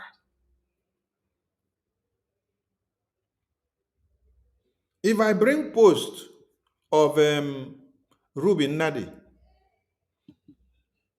and Joy Roby, no, I think that was Joy Roby. Ruby Nadi, that one don't always like to write. But Joy Roby, she liked to go and disgrace herself in the comment section. She went and wrote in the comment section that the money that we are paying for the lobbying and the attorney, that it is a waste. So indirectly, she is telling Prime Minister Simon Ekpa that for him to have contracted moral global strategies and Attorney Dabiri, that it is a waste. Are you getting the point? But when Prime Minister was here, all of them were saying, yes, sir, yes, sir, yes, sir. Yes, sir, yes, sir, yes, sir. They kept quiet. They say, yes, sir, yes, sir, yes, sir, just to do eye services. Immediately they saw that he was in prison. They now start fighting that lobbyist, which that our Prime Minister brought for us. Okay? They now start fighting that attorney, which that our Prime Minister brought for us. Ask all of them, were you all in for this Biafra? Or you actually were against this Biafra? Because everything that Prime Minister Simon had put in place, you're supposed to be upholding that tenacity. You're supposed to be projecting it and making sure it gets to attain the desired goal. That desired goal is to make sure we destroy Nigeria from Washington, D.C. And that is what Moran Global Strategies and Attorney Dabiri is helping us to do in Washington, D.C. And we are doing it and we are getting the result. An international community are crying about the result that we are getting. They are giving us kudos for the result that we are getting. They are complaining of our extra woto of how we are doing it. But the people that actually had claimed to be working with Prime Minister Simon Ekpa, those are the people that are now standing up to fight these modern global strategies, lobbies, and Attorney Dabiri now.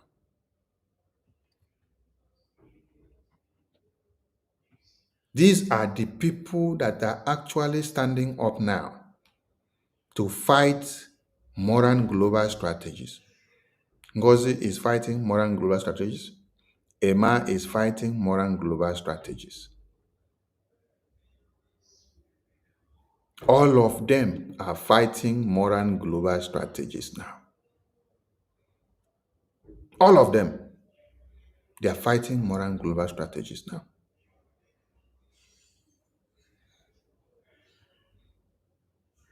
Then you should ask them, were you all here for this Biafra? Or you were pretending when Simon Ekpa was here? Because I can't see that Simon Ekpa brought and introduced to all of you modern global strategies, who had made all these meetings possible, who has given us the opportunity to destroy Nigeria from Washington, D.C. And we are yielding result. Not that we are not yielding result. We are yielding result. And you can see the result on the screen. This is international news media. From where? A la Roche publication. For all of you that knows A la Roche publication, please go and check which country does this media house comes from. Go and check the media house and let me know. Which country does this media house come from? And let me know. Then when you come to another publication from another media house, they are still explaining to you the effectiveness of Biafra Republic government in exile and the good work that modern global strategies and Attorney Dabiri is doing with them. And that now takes me down to explaining what is happening today in Nigeria. Today in Nigeria, many of you slept and woke up and saw that they said some military, is it Major General Uba? Major General Uba was assassinated by the Nigerian terrorists in their Sambisa forest or wherever they went. And then in the comment section, somebody was saying, oh, that Uba is a Muslim. And then I laugh. I asked that person, I say, which part of Muslim language or Islamic language is Uba in a name? And the person could not explain. A day before yesterday, when I was here talking, or is it 2 days ago or 3 days ago, I explained something. I said one of the significance of Biafra government in exile successfully placing Nigeria on a country of particular concern that has been done by Donald Trump, that one of the implications of that, wait, I need to close some tabs because it is loading my graphic card. Yeah.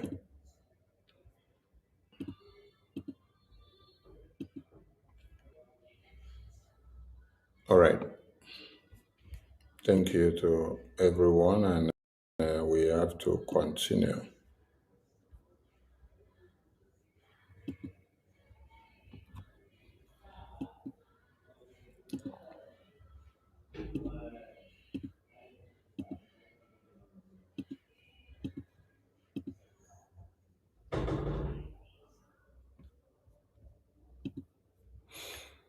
All right, we have to continue, and let me see if I can refresh so that we can have.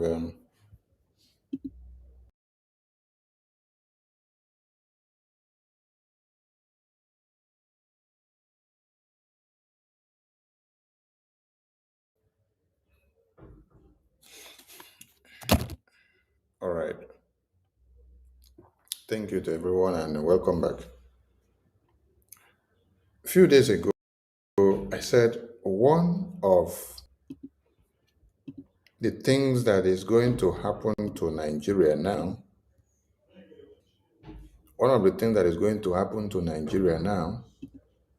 as BRGI succeeds in the congregational backing for sanctions or restrictive designations of Nigeria, and one of the things that will happen to them is going to be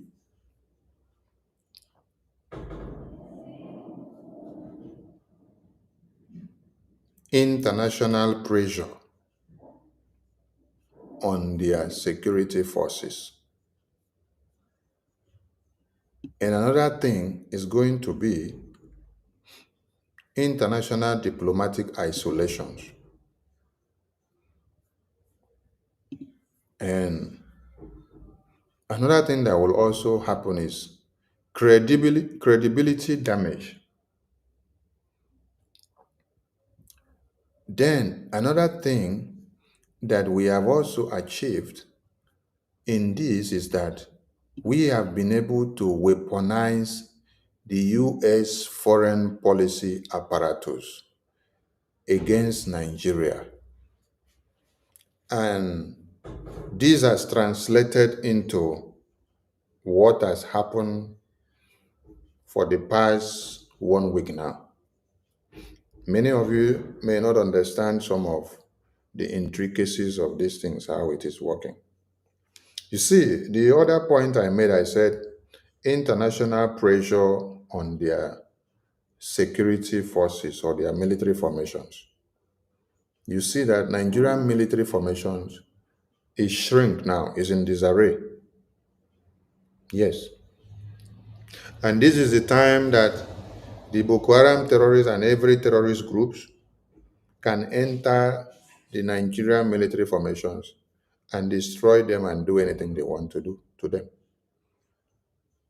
Because they have already been spotted on the international light as a country of particular concern. It weakens their potency. There is nothing that Nigerian army or Nigerian government will come out and say now to international community that will be credible, because international community and America for that matter has given them time since 2002 to this very day, and they have been supporting and sponsoring the terrorists, and the evidence are everywhere. So you will be hearing more Nigerian terrorists in uniforms, those ones that they call their army. Their barracks will be taken over by Boko Haram terrorists. More of these terrorists will invade their barracks and they will hand over most of their weapons to them in the name of invasion or takeover. They will hand over most of these their barracks and weapons and armory to them. The people that will now bear the brunt will now be the innocent citizens that will be around those areas, because those terrorists will use those weapons to now go to hunt the indigenous people. That is why, after the designation, Donald Trump made it clear that guns are blazing needs to come after the terrorists, because they understand already that the Nigerian terrorist government aligns and works and make peace and dine with these terrorists in uniforms and the Boko Harams. So while the terrorists will now be taking over their armament, they'll be using it against the indigenous people. That is why you hear the guns are blazing that needs to come in, so that they will now come and deal with those terrorists. Because Nigerian government, if you give them from now till next year, they cannot give you account or own up to their responsibility of failing on protecting the Christians and supporting the terrorists. So that is what you heard from when I said there will be international pressure on the Nigerian military formations. That is one. International isolations now, diplomatic isolations. America or any other country now who understands what it means that Nigeria is on a CPC list will not go and give Nigeria aid, military aid now. Because when you do so, you are also in trouble. Those that will want to go openly to do it, they know the implications. So many countries will isolate themselves and then want to stay away from these people. And then the US foreign policy apparatus, which we've been able to activate it to turn against Nigeria, is working to our favor and to the favor of the Christians and to every indigenous persons in that very contraption. It is time for all these persons to arise and support BRGI as a Biafran. If at this time you are a Biafran and then you are not coming to support Biafra and instead you are joining hands with the enemies of BRGI to come and destroy, it means you were not born for Biafra, or maybe you will be the next person that Boko Haram terrorists will take over or will even destroy your families. And if you are a Nigerian now and you are very proud of yourself, while these terrorists are ravaging everywhere and killing people and then you did not do anything, then on American government now listening to our cries, you are now moving everywhere on social media and making noise. You are a very big shame to your existence, and you should go and hide your face in shame. Because all along, there are IDP camps in Nigeria, internally displaced persons. You have not asked yourself a question.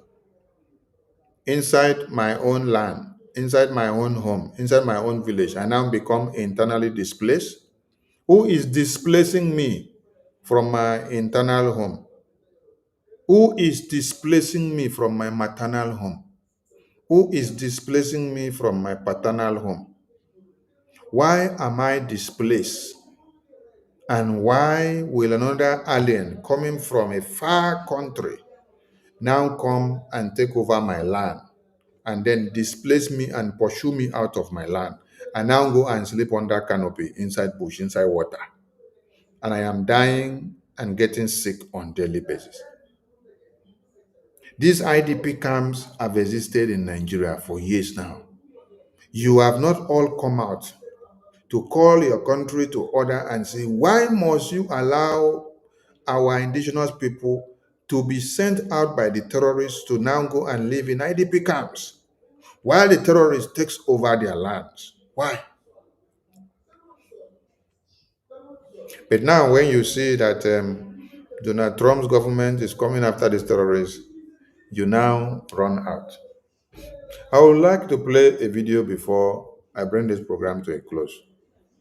And this video is to show you people or remind you people, because you already knew about this.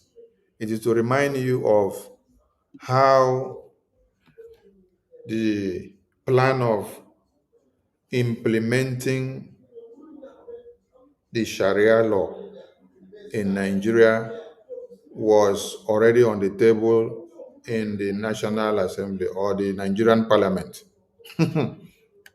And they made it well in such a way that the discussion of this matter was on a day where you did not have a full house of the senators or the House of Rep members. You did not have those representing you in your so-called South-South. You did not have those representing you in your so-called Niger Delta. You did not have those representing you in your so-called Southeast. You did not have those representing you in your so-called Southwest. You only had few persons, but you had majority of the Northerners in the parliament that day. And that was the day they brought up the idea of putting Sharia law to become a standard in the Constitution of Nigeria. Let me just play it, and then tomorrow we will continue from here, because time don't work out well. But I salute all of you that have made it this far in this support to Biafran government. Please continue in your good works, and let the God of creation continue to bless you. Mr. Speaker, our constitution allows freedom of worship of all religions. Mr. Speaker, we would not sit in this hollow chamber and restrict ourselves to just a few. If we begin to put such components into the constitution, tomorrow the ecclesiastical faction comes up. The day after, the traditional faction comes up. The day after, all other components begin to come up.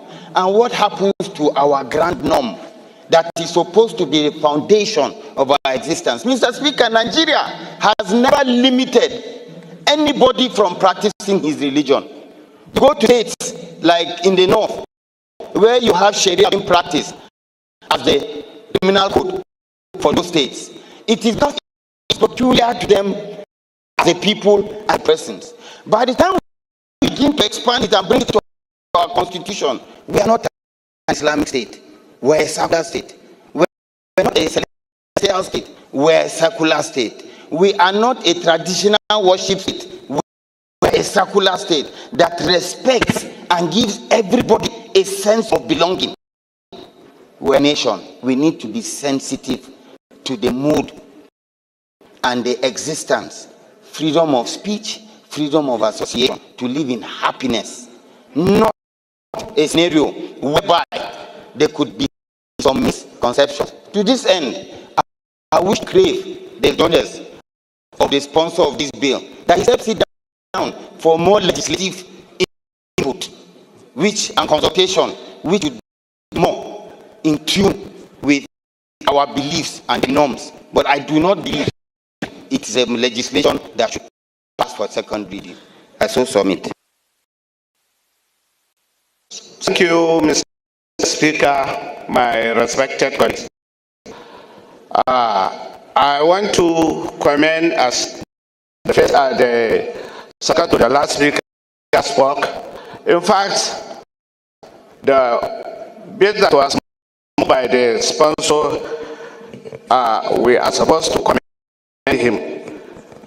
I agree Nigeria is a secular state where we have different opinions, traditions, religion, and what have you. But if you see this motion or this bill, it will help Nigerians to know that these commercial banks, especially Taj Bank and what have you, many people have the perceive that these banks are specifically for Muslim, while it is not. So by expanding this nature, I believe when it is encompasses to everybody, many people will see the benefit of this bill. And I believe in a near future, many people will see that the mover put this in a right direction. Thank you very much. Honorable Queen. I rise to add my voice to this all important motion for a bill to amend our constitution with respect to the expansion of the description of Islamic law. Let me start by saying that the constitution mandates our government that they shall not adopt any religion as a state religion. meaning that Nigeria is a secular state.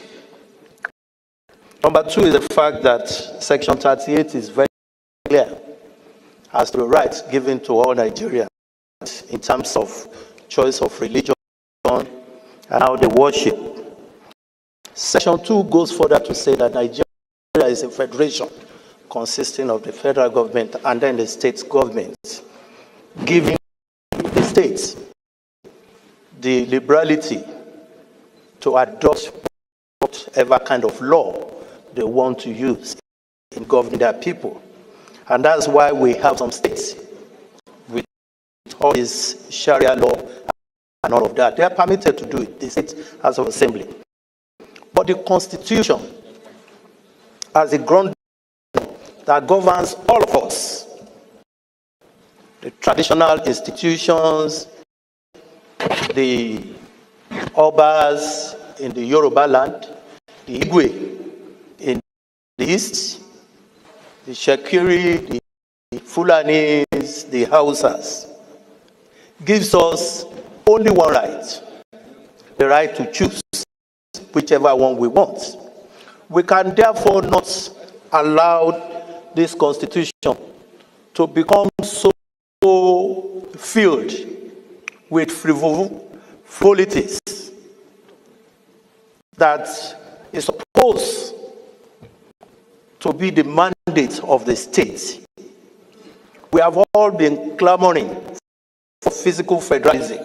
Give more power to the states to do it the way they want, to do it in the way of the culture of their people. That's why I will want to implore the mover of this motion to please allow us to please step down this amendment for the time being, so we can deliberate more on it. Because, of course, from the way I see it, it's such that the state should be considering, not here. The problem of religious war, we started as far back as 1938 in this country. Let it not start here again. Let it not be that it is this house that is going to put fuel to the very fragile democracy, to the very fragile situation, the unity between us. It's very important. As we are talking now, people are hearing us. People are seeing us, thinking that we want to promote one religion over the other. I therefore pray that we step this down for the time being. Thank you, Mr. Speaker. Of an act to alter the Constitution of the Federal Republic of Nigeria, 1999, to review the description of Islamic law in the Constitution as related matters, HB 1502. I so move, Mr. Speaker. Any second? Yes, sir. Kwakwansia. Thank you, Mr. Speaker. My name is Honorable Hassan Sheikh Hussein. Distinguished colleagues, briefly, as the Speaker requested, the 1999 Constitution, as amended,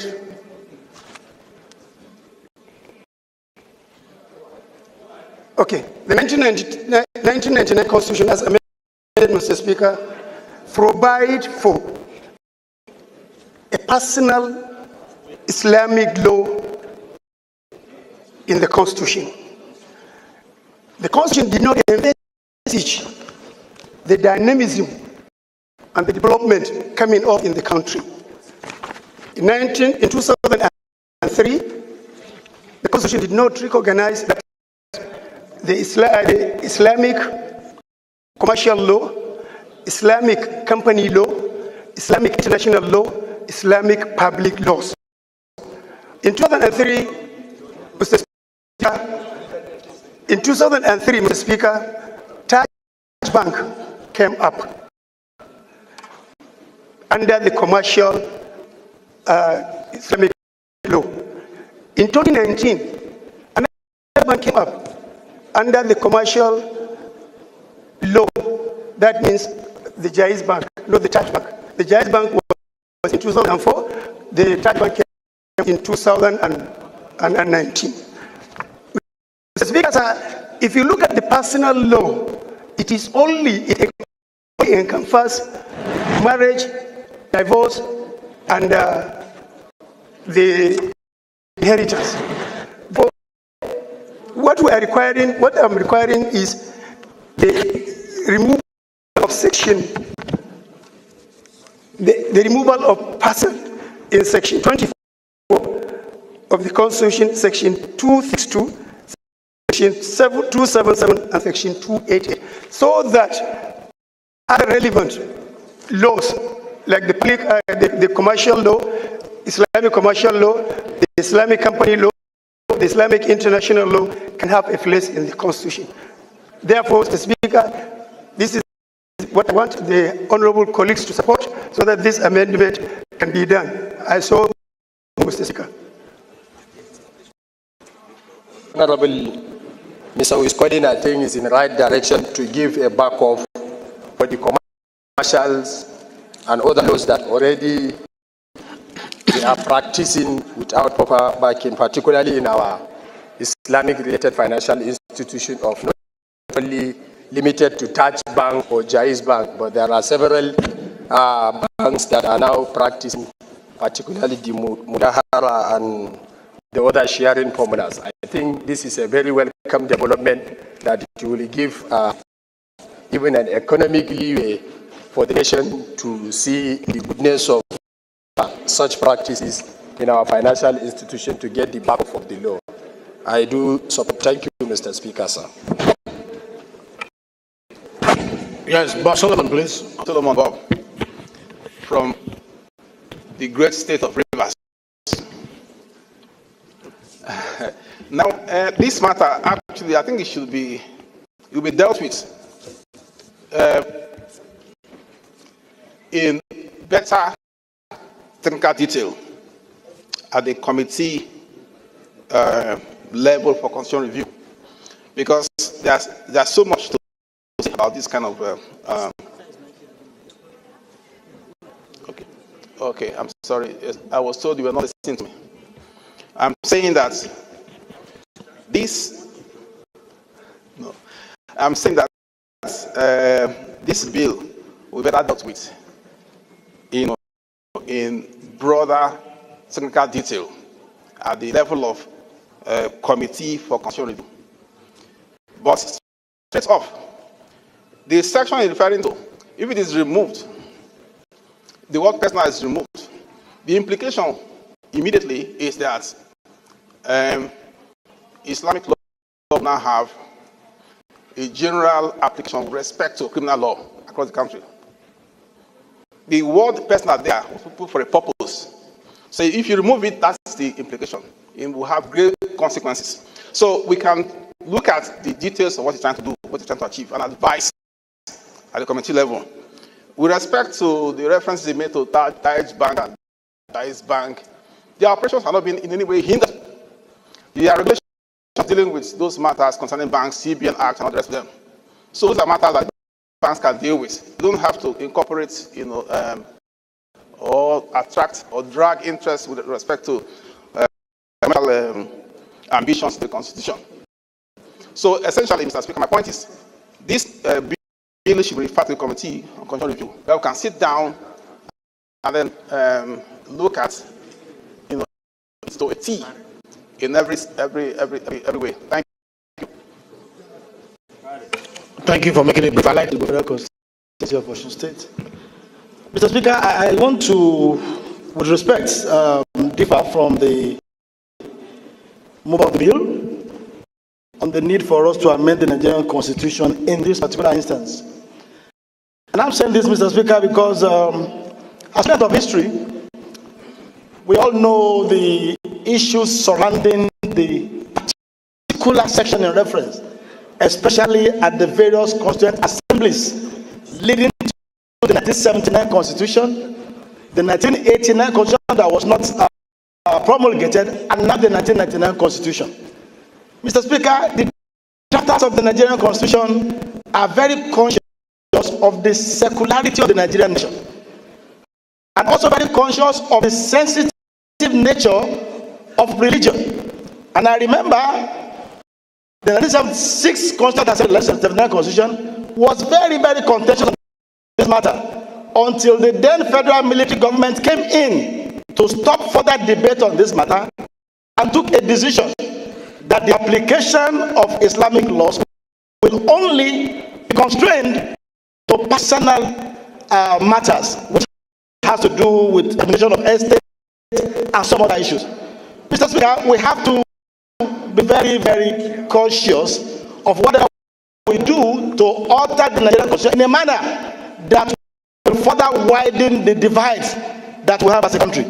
And in any case, Mr. Speaker, like my previous colleague said, the matters which my colleague seek to address by this proposal is already covered by existing laws. The law, covers regulation on issue of finances and allows for its application of Islamic principles of financial transaction. The same thing with the, the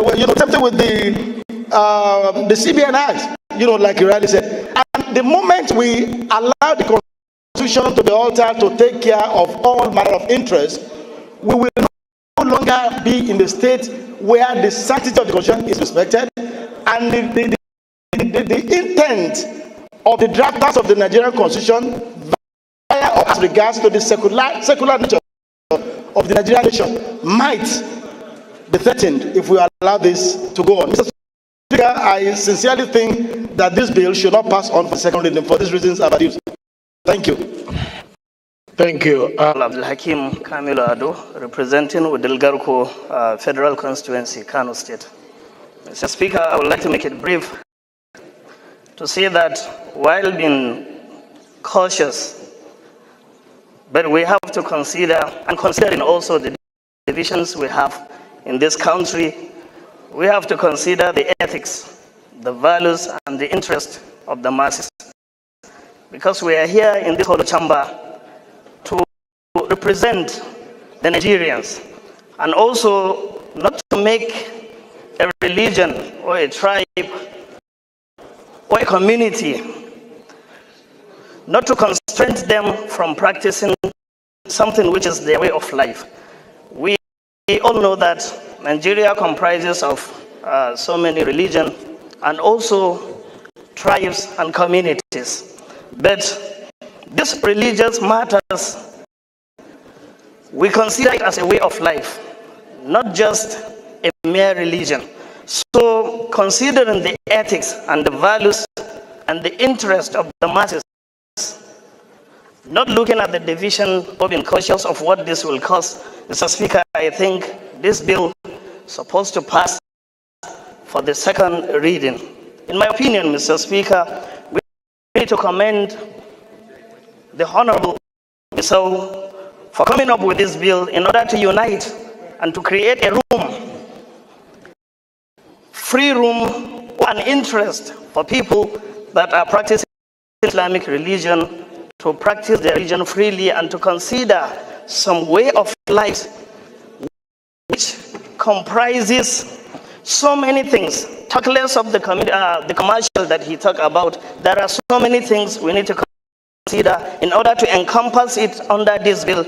If at all we are considering this bill to be passed via committee, then, Mr. Speaker, as you said earlier, that we are here as parliamentarians in order to pass bills, and it doesn't have to go through the committee.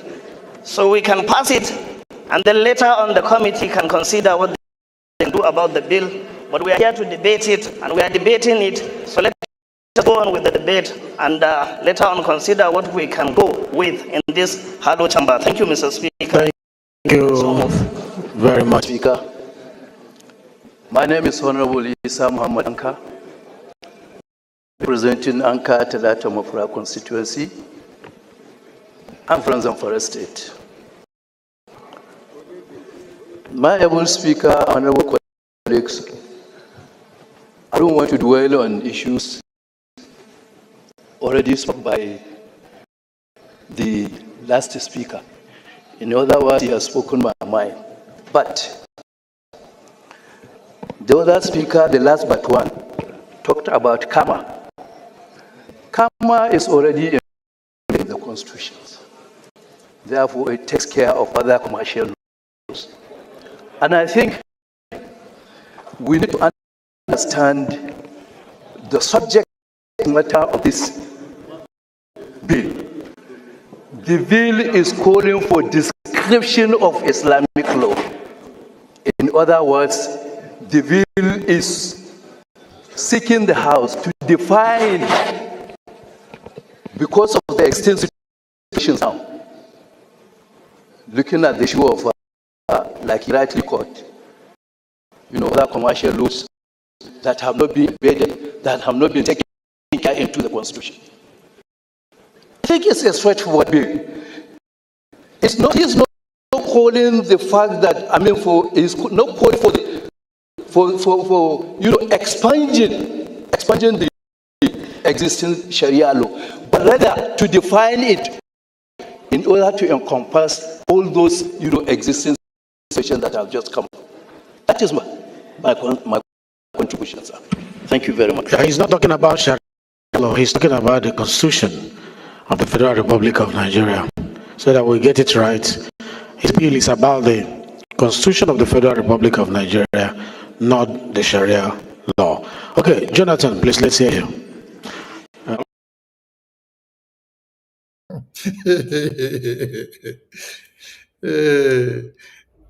It's quite appalling.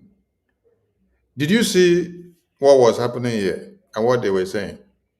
They want a review and definition, which means expanding the power of the Sharia law, the Islamic law, into the Constitution of Nigeria. Considering what is happening now in Nigeria. This was about October 2024. They were already envisaging what is happening now.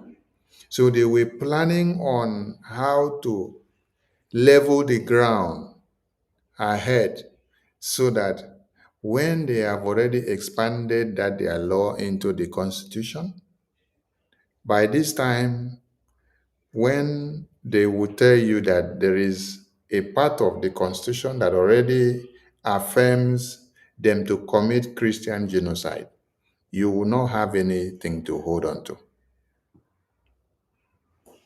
So they plan it ahead of time. They tried so much to now push it into the Constitution of the entire Nigerian people so that you will not have a say. This is what was going on. 2024, October. And you will hear one of them say, this is why they are voted by their people to be inside this parliament so that they can push this kind of laws and narrative to be implemented into the Constitution of Nigeria so that their voices, their ideas, their psyche, and their dream and aspirations will garner more audience and will engulf the entire Nigeria. Their people voted them to come to the parliament to be pushing this kind of narrative. You hear it from one of them.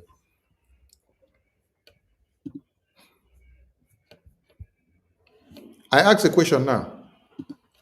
Where in the Nigerian Constitution gives any power to Christianity?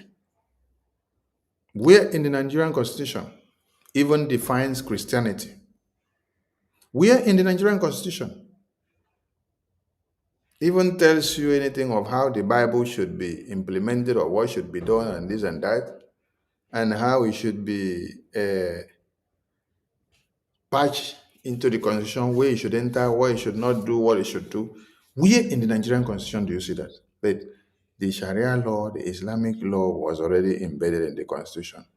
Far back as at 1999 amended, when they amended it, they succeeded in putting the Sharia law into the Constitution of Nigeria.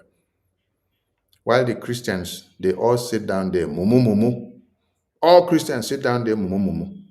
Why all these people restructured Nigerian constitution in 1999 and they put the Sharia law inside of it? You can hear them saying it. There has already been the Sharia law inside, but now they want to expand it. They want to give it more power. They want to create more potency for it so that it can now spread and have power to spread from the far north down to the east, to the west, and to every part of Nigeria, so that when they sit down in the north and talk, they will be quoting it from that constitution of Nigeria and say they have power. They are quoting it from a Nigerian constitution, that it is written that Sharia law has the power to do this. That is why when they collected land from this man in Lagos, or whether his shop, the man was protesting online and said they use Sharia law or Sharia court to judge him, that he is not a Muslim, he's a Christian, but they use Sharia court to judge him and collect his shop and lock his shop. They were already practicing it. And then you also see one man from the north or middle belt who defended himself against terrorists that came to kill him and his people. When he defended himself, he succeeded in killing that terrorist. They now use Sharia law to say they have to hang that man to death because he defended himself against Boko Haram terrorists and then killed the terrorists. Self-determination, self-defense. You see? But the same terrorists have been killing. They came to kill him, to kill his families. They did not say, no, the terrorist did well or did wrong. No, they say, no, the terrorist is actually the one that is good in coming to kill you. So you that now defended yourself, you need to be jailed. And they think that Nigerian government can lie and hide all these things. No, you can't hide all of it. You know why? Because it's already in the open. See, look at how it is already in the open here. You can't hide it all. Congressman Rep Moore was talking about it today. And you hear him the way he is saying it. He's saying it as if he's a Nigerian and he's following us as if we are the ones saying it. Listen to how Rep Moore will explain it. This was an interview that came up today. Let me get the interview. You hear Congressman explain it and tell you people, hey, and then you'll be like, is this really happening in Nigeria? Is this really happening? Like when he was saying it, you wouldn't believe you're hearing it from his mouth. So this is what happens in Nigeria on a daily basis, and people are not taking cognizance to it. But the world leaders are watching, and they are not sleeping anymore. Everything is in the open. Nothing is in the dark anymore. Nigerian government had better wake up, because it is not business as usual. Yes. It's not business as usual. Did I miss the publication from Rep Moore, where he spoke today in Fox News? Yeah, I'm coming.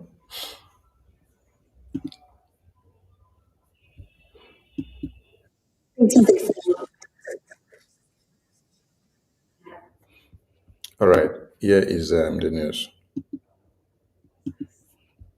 We are wrapping up this program. I want to read something from Nigeria's president. He says the characterization of Nigeria as religiously intolerant doesn't reflect our national reality. Religious freedom and tolerance been a core tenet of our collective identity and shall always remain so. Nigeria opposes religious persecution and does not encourage it. He says the picture we're getting here is not accurate. You know, unfortunately, that is completely false. I mean, there are states in Nigeria that have blasphemy laws, people who are facing the death penalty right now for blasphemy against Islam. There's a person currently right now who's held in prison for defending himself from attack from a Muslim militant from the Fulani tribe. He defended himself, and he's facing the death penalty. So, no, there's serious persecution happening in Nigeria. I know the president, Tinubu, is in a difficult position in trying to protect his interests there in that country, but they are complicit in this to one degree or another with statements like this. Did you hear it now? So Nigerian presidency and Nigerian lawmakers, they think that the lies they lie on daily basis are hidden. No. You see, when we told you guys that BRGIA has come to open the eyes of Nigerian government to the US lawmakers, we did not mean that we came to joke. So they have every evidences, everything that happened, day in, day out. The day you will hear this Rep Moore, this congressman Rep Moore, speak like this, and then he will tell you that Nigeria has already committed international kidnapping, that they kidnapped Mazi Nnamdi Kanu from Kenya. That day you'll be shocked. Because some of you think that all these senators that our APM meet and our lobbies and attorney, that they don't know what is happening in Nigeria. Before Biafran people were allowed of their congressional testimony to be embedded in the US government website, then you should understand what that means. That means they have reviewed that testimony, assess it, and seen that every point there are factual with evidence before it is now accepted into the US government website. Before you now later saw us having a live congressional briefing inside the Capitol Hill of America. International observers were crying, and they say that BRGIA, Biafra, don't only create problem for Nigeria in Abuja now, but now they are in the Capitol Hill of America, creating more problem for Nigeria. But let Nigeria enjoy the kidnapping of Mazi Nnamdi Kanu while they wait to hear what their name will become in international community. I salute all Biafrans. We shall be back tomorrow to continue from where we stop, and tomorrow we may be earlier than this. Yeah. Ndewo Umu Chineke, from me from here, it is good night. I salute all of you.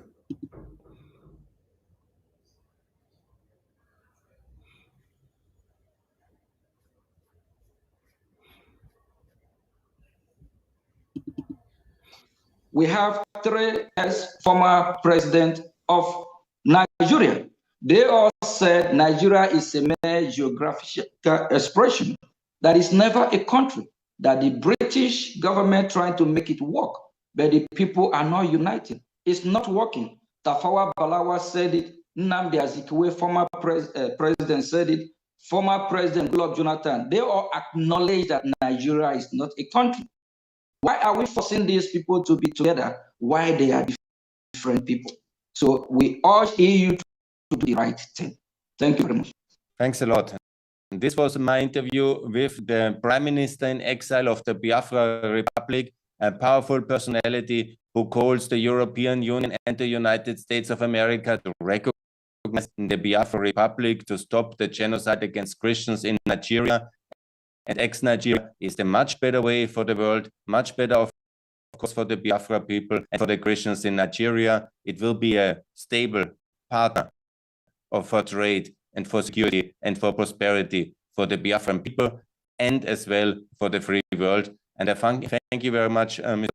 Prime Minister. And also let me say that I will continue my fight towards freedom for Biafra. Okay. And it's a big honor that you have been joining our show. Thank you very much. I just want to remind the EU as well that the Gulf of Guinea is in Biafran territory. They should remember what is happening in Yemen by the Houthis. If the Gulf of Guinea, if they allow this terrorist Nigerian state, because it's a terrorist state, with these terrorists, if they, for example, capture Biafra land, know that the Gulf of Guinea, they will disrupt trade. But we Biafran will resist. We'll make sure that we are free.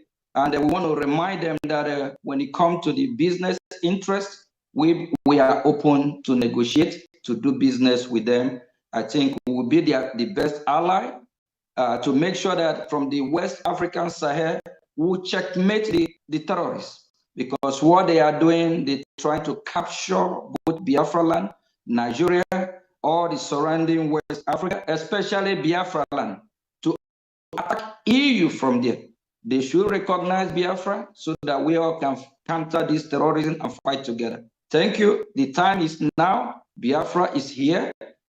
Our leader, Mazi Nnamdi Kanu, must be released. The Nigerian terrorist state don't have the right to still be holding him because he commit no crime. And our leader, Mazi Simon Ekpa from Finland, he needs to be released. He's just a freedom fighter. Every country in the world fought for their freedom. United States of America fought for their freedom, 1776, from the Great Britain.